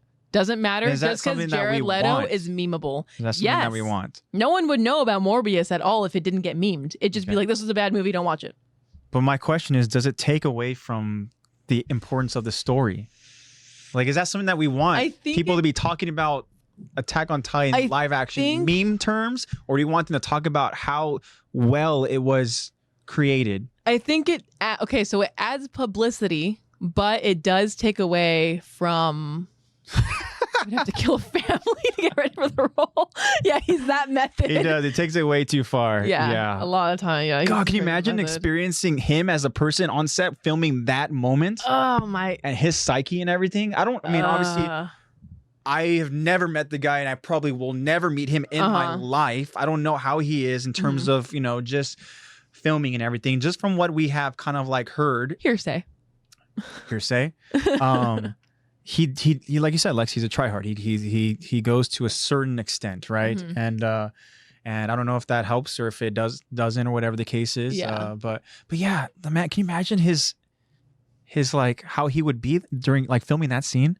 Yeah. And do you think he would be like, do you think he would be willing to reprise his role later on down the line?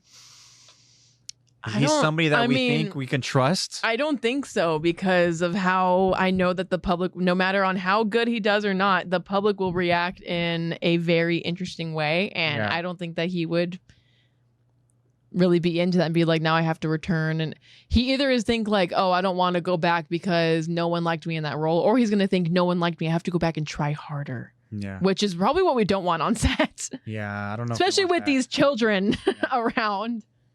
Yeah, no, that would be very strange indeed. But another actor who, again, talking about like how you can cast maybe these like A-listers, these big names for these. I think you know where I'm going with this too. I already know. I was going to ask you to say it because I think it's amazing casting. I would cast as Aaron Krueger. Would be my favorite actor, and that is Joaquin Phoenix. Yeah. Maybe another tryhard.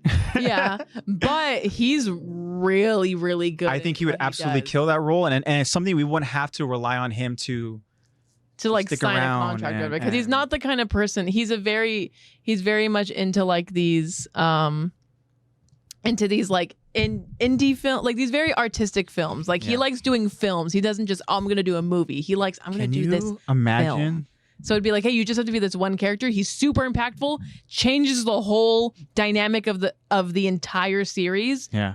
But he's only in it just for that one scene. Yeah. And can you imagine like the delivery that he would give for, I don't know, they're not in my memories. Yeah. Or whatever, you know? Oh, Like, he's so imagine good. just the delivery, and Marco, he's again talking about, apparently Marco doesn't want me as Grisha anymore. I know. So now he's, you know, we're going above the budget now. Yeah, now we're going above the budget. You know, so we're looking at Johnny Depp as Grisha. Oh.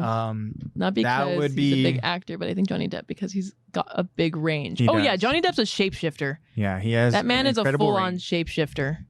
Yeah, and that's another character that I can. When I was younger, I did not know that Johnny Depp was Willy Wonka and was Victor in Corpse Bride. Really? Like I literally watched Rango. Or Rango, yeah. I literally like watched the voice acting. Like I watched him voice act for Victor, and all I knew was Johnny Depp is Willy Wonka. That's all I knew. So I was comparing Willy Wonka to Johnny Depp in the booth voice acting. Yeah. And I was like, I literally remember I literally like told one of my friends, I was like, guys, he's not Victor's voice actor. That's a different guy. Like that's someone different. And then he just looks so different. Yeah. It is Johnny Depp. He just is a shapeshifter. Because have you seen videos of him doing the Willy Wonka voice, like just in his normal clothing? Yeah. It's so weird. Like that voice doesn't come out of that man. Well, it does. But it does, so but strange that like he's able to do that, right? So, yeah, very strange. But I think that's probably above the budget, Marco. I'm sorry, my friend. I think that role's already been casted. So, but I will say we should do something with Johnny Depp because maybe he'll be Kenny. Well, what role are we giving him then? Kenny Ackerman. Yeah. Okay. Kenny Ackerman. Because Johnny Depp is getting up there in age. Okay. I will say he's still hot, but he's getting up there in age. Shaved his face, so he just shaved off 10 years. So okay. So yeah. But Kenny Ackerman he's not the youngest. Well, I know, but he's also what are we thinking as far as his age? What is it, like 60? Isn't Kenny Ackerman like Kenny? Yeah. I was gonna say like 50s. Okay. So I mean, by the time we start working on we this, get the makeup Johnny and Depp will start getting up to that point, get to that age. That could be a fun role for him, but picturing Johnny Depp. I would just love to meet Johnny Depp. That's all. I just want to meet Johnny Depp before I die. Dane Dahan runt. I know. And then is Dane Dahan taller than Johnny Depp? I don't think he is. But... I don't think so, but it's not the size difference that it should be in the anime, at least. Yeah. Yeah, we're gonna have to put Dane Dahan in like some kind of height inhibitors. We're gonna have to make him squat the whole time. His quads are gonna be massive by the end of filming. I'm just concerned how Johnny Depp would look flying around in ODM gear. Yeah, that's a weird. I don't know how the ODM gear sequences are gonna be. I mean, obviously you have just put him in a booth in a blue screen or green screen and just have them do their things, and we'll just input it in, or mocap, Yeah. But that would be difficult to kind of pull off for sure. The whole ODM sequence, especially just Levi alone as a character, his ODM sequences. His technique and how he fights.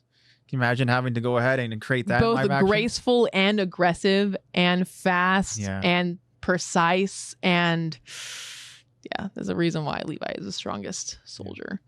And who are we fan casting as Zach? Is he just Niccolo? I think he has the most likeness of Niccolo. So I think he's going to have to be Niccolo. Yeah. I think he'd be okay with that. Yeah, I think he would too. As he gets to be around food, yeah. Yeah, right? That's true.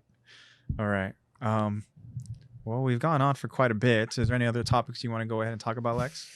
I did not think of any. No. I simply asked the public.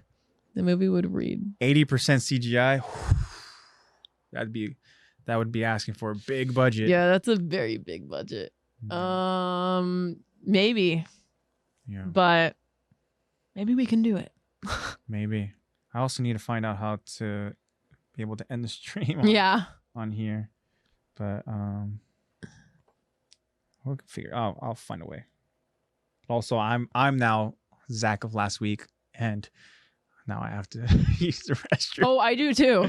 Really? I have to pee too. I've been holding it in this whole time. I have too, but we've been getting into some good discussion. And I was like, okay. I keep every time I take another sip of my liquid death, just because I love water. Yeah, and like my throat's been dry. Adding to the fuel here. After I put that can down, I'm like, I still have to pee. I do too. So I think I'm gonna have you figure out how to end the stream, and then. Well, if you're signed in on Twitch, you can end it. Well, are you signed in on your account right now? Yeah. I mean, AOT does have episodes that are over Breaking Bad on IMDb. Says Mark. Oh, that one felt that in my stomach. That's what happens when you hold in. That's what happens when you hold in pee. It starts. Your bladder grows so big it starts pushing on your stomach, and very popular in America. So would be nice. Yeah, I mean, for a Japanese anime, I think that to have better. It'd be so hard to pull it off, but if it is done right, it would really be. I think, if it's done justice.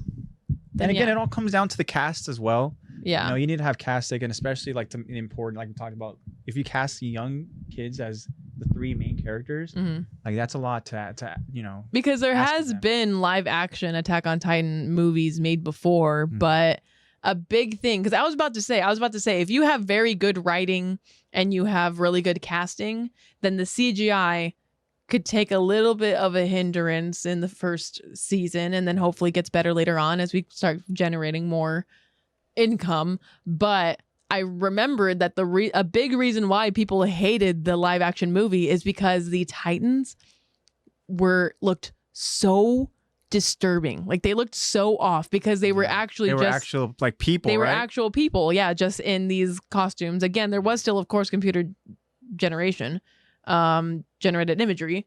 But do me a favor, Lex. Keep talking. Talk out loud. Talk to Marco. Talk to our listeners here. Okay, because I am going to use the restroom and I'll be back. Okay. I got to pull an audible here, guys, so I got to be very bad. Okay. I'll move forward so you can get out. And then you can go after me if you like. Okay. Then you have to take the shift. Oh, yeah. Okay. But yeah, I was going to say that, like, I think that it could, like, if there's really good writing and really good casting, then yes, this could do really well. But again, if it's going to be your very first season of a very ambitious live action like HBO series, then I think it had the #1 or #2 best rated episode of any show in America. Yeah, I heard about that too. I heard that Attack on Titan, like some of the most when season 4 was going on, it had like the most watched, or the best rated show in like all of the world. Which is crazy because it's just an anime, not just an anime, but from Japan. But I was gonna say that CGI, could take a little bit of a hit. But then I remember that the live action movies for Attack on Titan, the Titans just looked so weird because they were actual people, and of course there was still computer generated imagery, but they were actual people just stomping around, and it just looked so weird and so disturbing that I think that even just bad CGI might take enough of a big hit away from the story because you're too distracted by these giant Titans. If it was done like incorrectly, like if you can have this great casting and great writing as much as you want, but I do think that look at you go. I do think that if the CGI is just bad enough, it definitely takes away from the importance of the scene. Yeah, and takes away from it. Definitely. As we've seen in the live action movies. So, did you want to go pee? Yeah. you can talk out loud now. Your turn. So Marco, one thing that you did mention was that our friend Luca would go ahead and be the Colossus. So that means that Luca would be casted as Bertold. Good. So he has the height. So I think that's a good casting there. But Marco, I wanted to ask you, my friend, and please tell me in chat, on who you would realistically go ahead and cast yourself as if you were to do a live action adaptation. I'm curious to know who you would want to portray character wise. Because for me, like I think about like, I would love to go ahead and be a Bertold. I would love to be, a Grisha. I would love to be, just like I said, even a Titan in general. Like just the idea of being just a Titan in the background would be very cool. But if I were to get a character, then yeah, Beartool would be a lot of fun too. But yeah. So Marco, think about it, my friend. But that's the idea that I had in mind for if we were to do the series done correctly, would be to be patient with the approach. Don't rush the story. Have each episode focus on the episode of the anime. So like episode 1 would be really kind of focusing on, I guess, like episode 1 of the anime. And I don't think that you can go about it and just like try to cut and choose what you want to focus on. See, Marco, you'd like to play Marco because he dies in the beginning, but you do get to come back later on in season 4 though. So you have an important role because of how impactful your death means to the characters going forward, right? So Marco, that would be a great role to go ahead and have. We have actually, me and Lex, we have described this role as like an Andrew Garfield role because of the warmth that this character brings, and the smile and everything that this character has. So like warm-hearted and so like that's a very good way of describing. Yeah. Look at this character, you just feel warm. There was a moment too where in one of the recent award shows, I don't know exactly what award show it was, but then this performer or this host she pretty much went like a little bit off script where she was like doing some kind of song and she went to Andrew Garfield. She kind of like, I think she like played with his hair a little bit, touched his chin and stuff like that. And then she sat on his lap, and Andrew Garfield, being the absolute heartwarming person that he is, the biggest he grabbed her, he brought her in for like a little cuddle, and he just looks like he's like the sweetest, kind of just guy and stuff like that, and then people literally fell in love with him even more from seeing that. And it just blew up online, on Twitter and TikTok and everything, right? And like literally, it's like just when you thought you couldn't love this guy anymore. So that's why we refer to this Marco role as the like kind of Andrew Garfield role. And Marco, those are some big shoes to fill, my friend. Yeah. But if you think you can pull it off, I trust you. So I couldn't see myself as any of the characters, but maybe Connie. Connie he'd be a really fun character to play. Yeah, for sure. That'd be definitely Connie has some serious range too. Yeah. Can you sustain all the yelling? Yeah. You're not much of a yeller, Marco. And the thing too is that you have to, as far as casting with having the chemistry, I mean, having to cast a solid Connie and Sasha. Because it has to be believable. Yeah. They're the Taekwondo duo, you can't separate them. I mean, unfortunately, Attack on Titan did, but but I think I would have to buzz my head. Yeah. Anything for the role, man. Yeah, you know what you gotta do for the role. Way back when, we both kind of threw in a little application to be an extra on Stranger Things, and one of the questions was, would you be willing to go ahead and change your appearance, change my appearance? And I'm like, change your hair. You know what? For the role. Do what you gotta do. To match the era. Cut my hair. I don't care. Yeah. Do what you gotta do. Even though we're just an extra, it's hair. Yeah. It's fine. Just do what you gotta do. Cut my hair. Give me a mullet. I mean, I already have one now. But it'd be fine. Yeah. Marco said he'd be fine with Jean, maybe. Jean. Okay. Interesting. But that'd be fun. It's fun to kind of speculate. Fan casts. I know. Cool. All right, Lex. Final thoughts? Oh, I love these OVA episodes. We kind of went all over the place here with the OVAs. Are you going to write the bio for this one? Just simple. We talk. OVA episode. Yeah. And so. The Attack the Talk OVA. Yeah. This is our third OVA.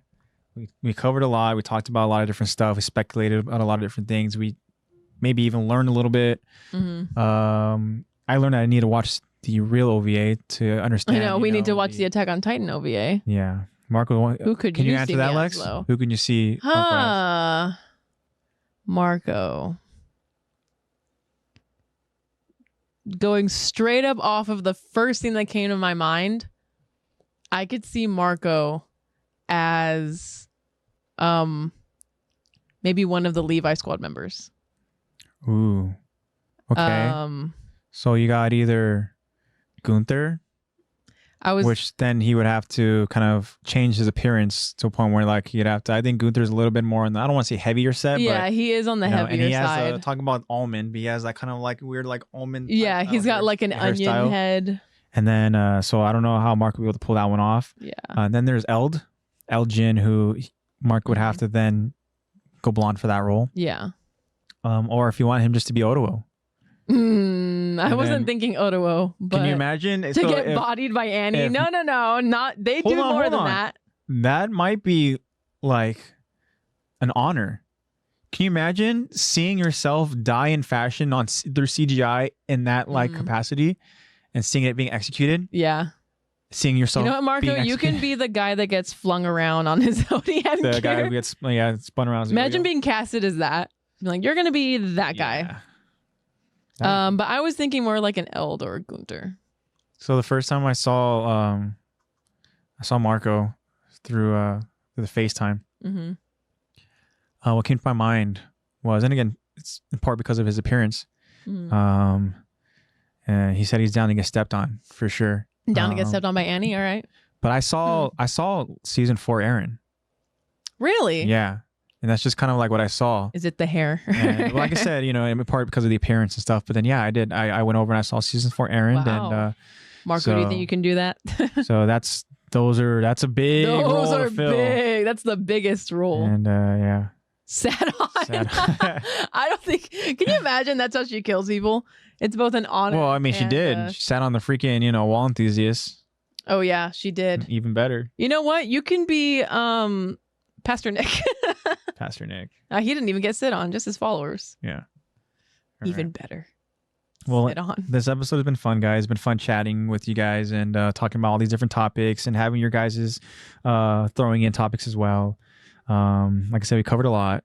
But I think it's about time, Lex, that we go ahead and we kind of wind down this episode. Yep. Until the next OVA that we have. Yeah. As we discussed, Zach wasn't feeling well.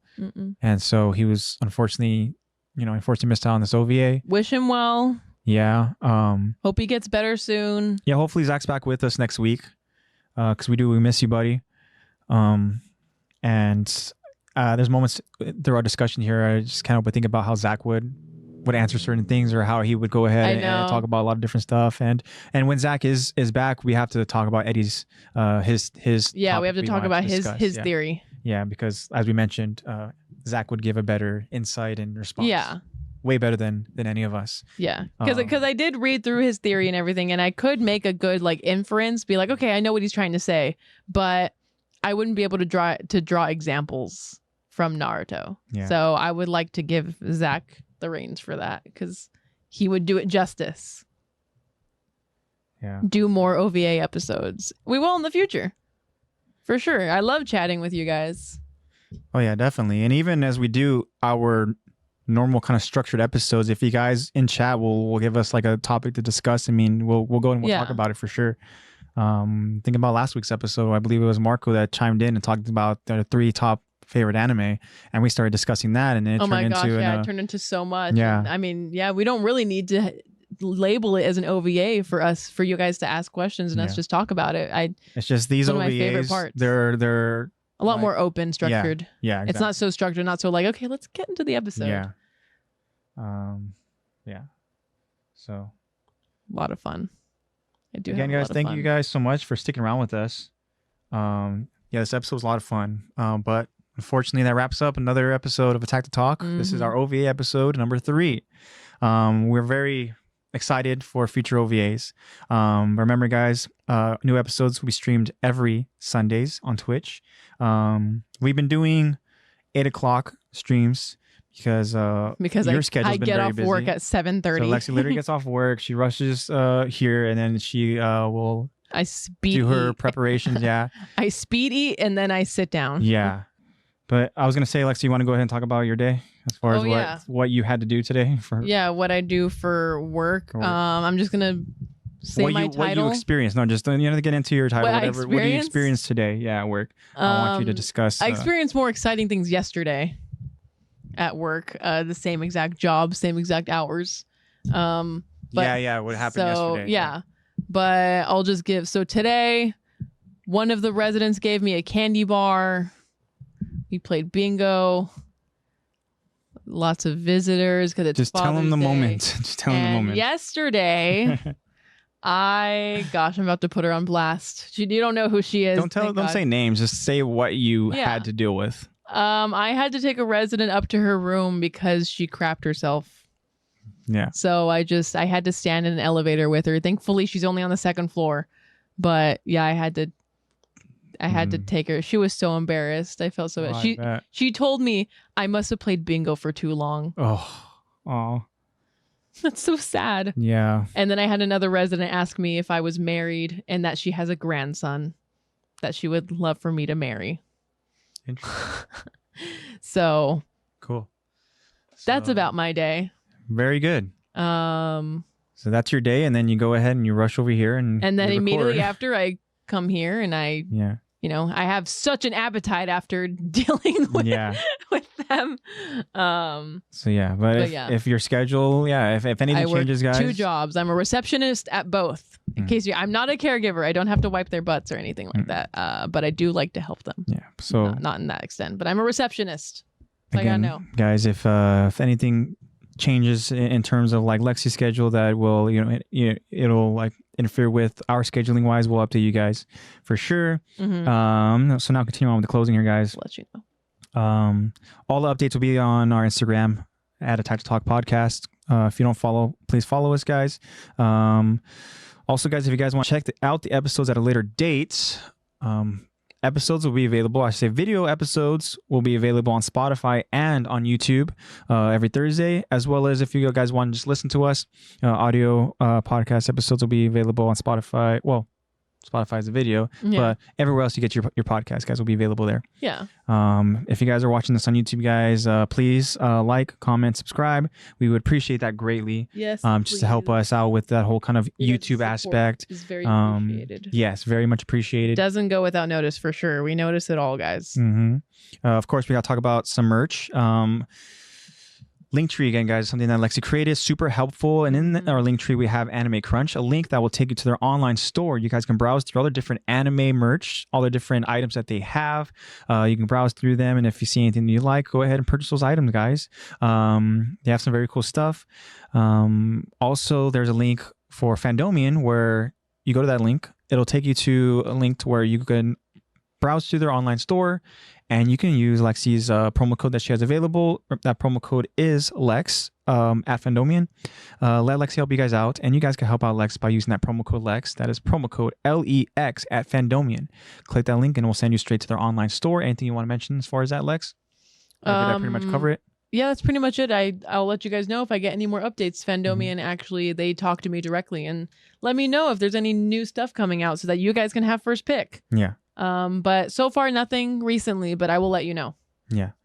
Okay, very cool. And then also, guys, if you guys are interested in any art, one thing I want to say is that before we get into who we usually go and promote, Lexi, would you like to go ahead and promote our friend Marco? Yes. If you guys would like to see some really awesome art, our friend, and who you guys are very familiar with now that he's been very loyal to us, is Marco.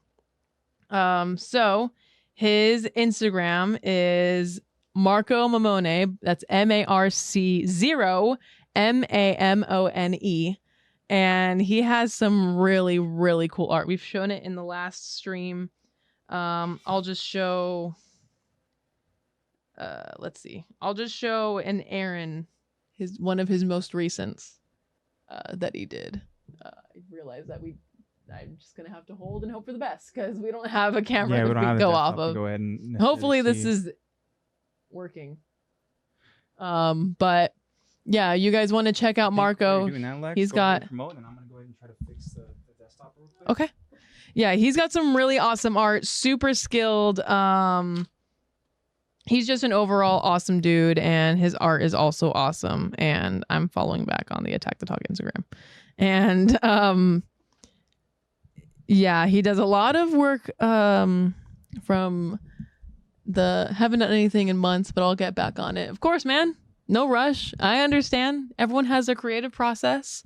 Would love to see something, you know, maybe some fan art from Attack the Talk. Would love to see us as some Titans. That'd be really cool. No rush, of course, but we would love to see it. Maybe drawing a dolphin beast Titan isn't the best, but I mean, just anything would be so cool. But yeah, you guys should definitely check out Marco. Again, his Instagram is MARC0 MAMONE. Some really cool work. Check out his art. Very skilled. He does both digital and on paper. Cool. Said bet. All right. Thank you. Close You're it out welcome. from here. Now for the next amazing artist. Yeah, next artist that we go ahead and we discuss, guys, and we talk about every after every podcast episode is our friend ArtofCesar. Caesar, he is very talented. There's a lot of art around here. Lexi, you want to go? We have to show that one again. Yeah. It's been a while, but Lexi's going to show you guys some art that ArtofCesar has created and drawn. It's very beautiful. But if you guys go to that link in our link tree, it'll send you straight to his Etsy store. He has, I believe, around 20 or so pieces of his amazing artwork that you guys can purchase. But you guys can also go to his Instagram. That is ArtofCesar on Instagram, art_of_Caesar_ on Instagram. I believe we are following him on our Instagram. So if you go to our follows, you'll be able to see him. He just made a TikTok. Oh, did he? Very cool. He just made a TikTok. So go ahead and check that out, guys, and see all the different art that he has. Yeah, I mean, he's just super talented, guys. TikTok is the same thing. It's ArtofCesar. Okay, very cool. There's the awesome. Yeah. Oh yeah, that did end up being focused really nicely. Cool. All right, cool. Thank you for that, Lex. Sorry. And down goes the camera. Ooh. We are doing well. Somebody clip that. I am so sorry. Just such a huge image with so much detail.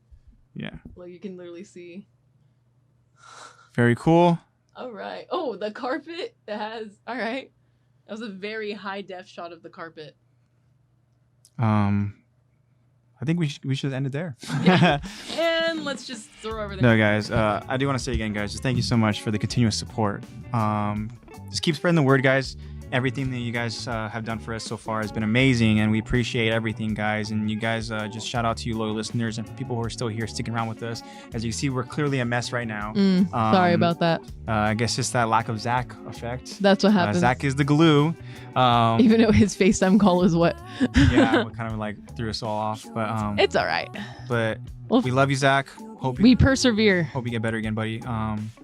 But guys, so again, look out for future Spotify Q&As and future poll questions on our Spotify and on our Instagram. We understand we are on different platforms now, so it's kind of you can kind of forget to go on Spotify. Yeah, we're not just look at Spotify. Yeah, so Instagram, we'll try to remind you guys. Twitch. We'll try to remind you guys. But yeah, we appreciate obviously your guys' feedback, because your feedback is very much needed and appreciated, for sure. So yeah, guys, with all that being said, thank you guys again so much for everything. Attack Talk loves you guys. Of course, stay safe. We hope that you guys enjoyed your guys' Father's Day. Also, happy Juneteenth. Happy Juneteenth, very cool. And just spread love, guys. Spread positivity. Try to just be good people in this world that we live in, guys. So much happening, so much negativity. And let's just do our part, guys, and just trying to just be good people. Spread overall the joy, good people. Spread the love. So yeah, guys, we love you. Stay safe. What's the saying, Lex? We hate, but we love. Love, guys, and Attack Talk loves you guys, as I have said before. But I hope you guys have a great week and enjoy what's left of this weekend. It's not much. We're pretty much down. We're closing down to the end of the I know. Very short weekend, but thank you guys so much, guys. So goodbye, AOT family. Love you guys very much. Bye.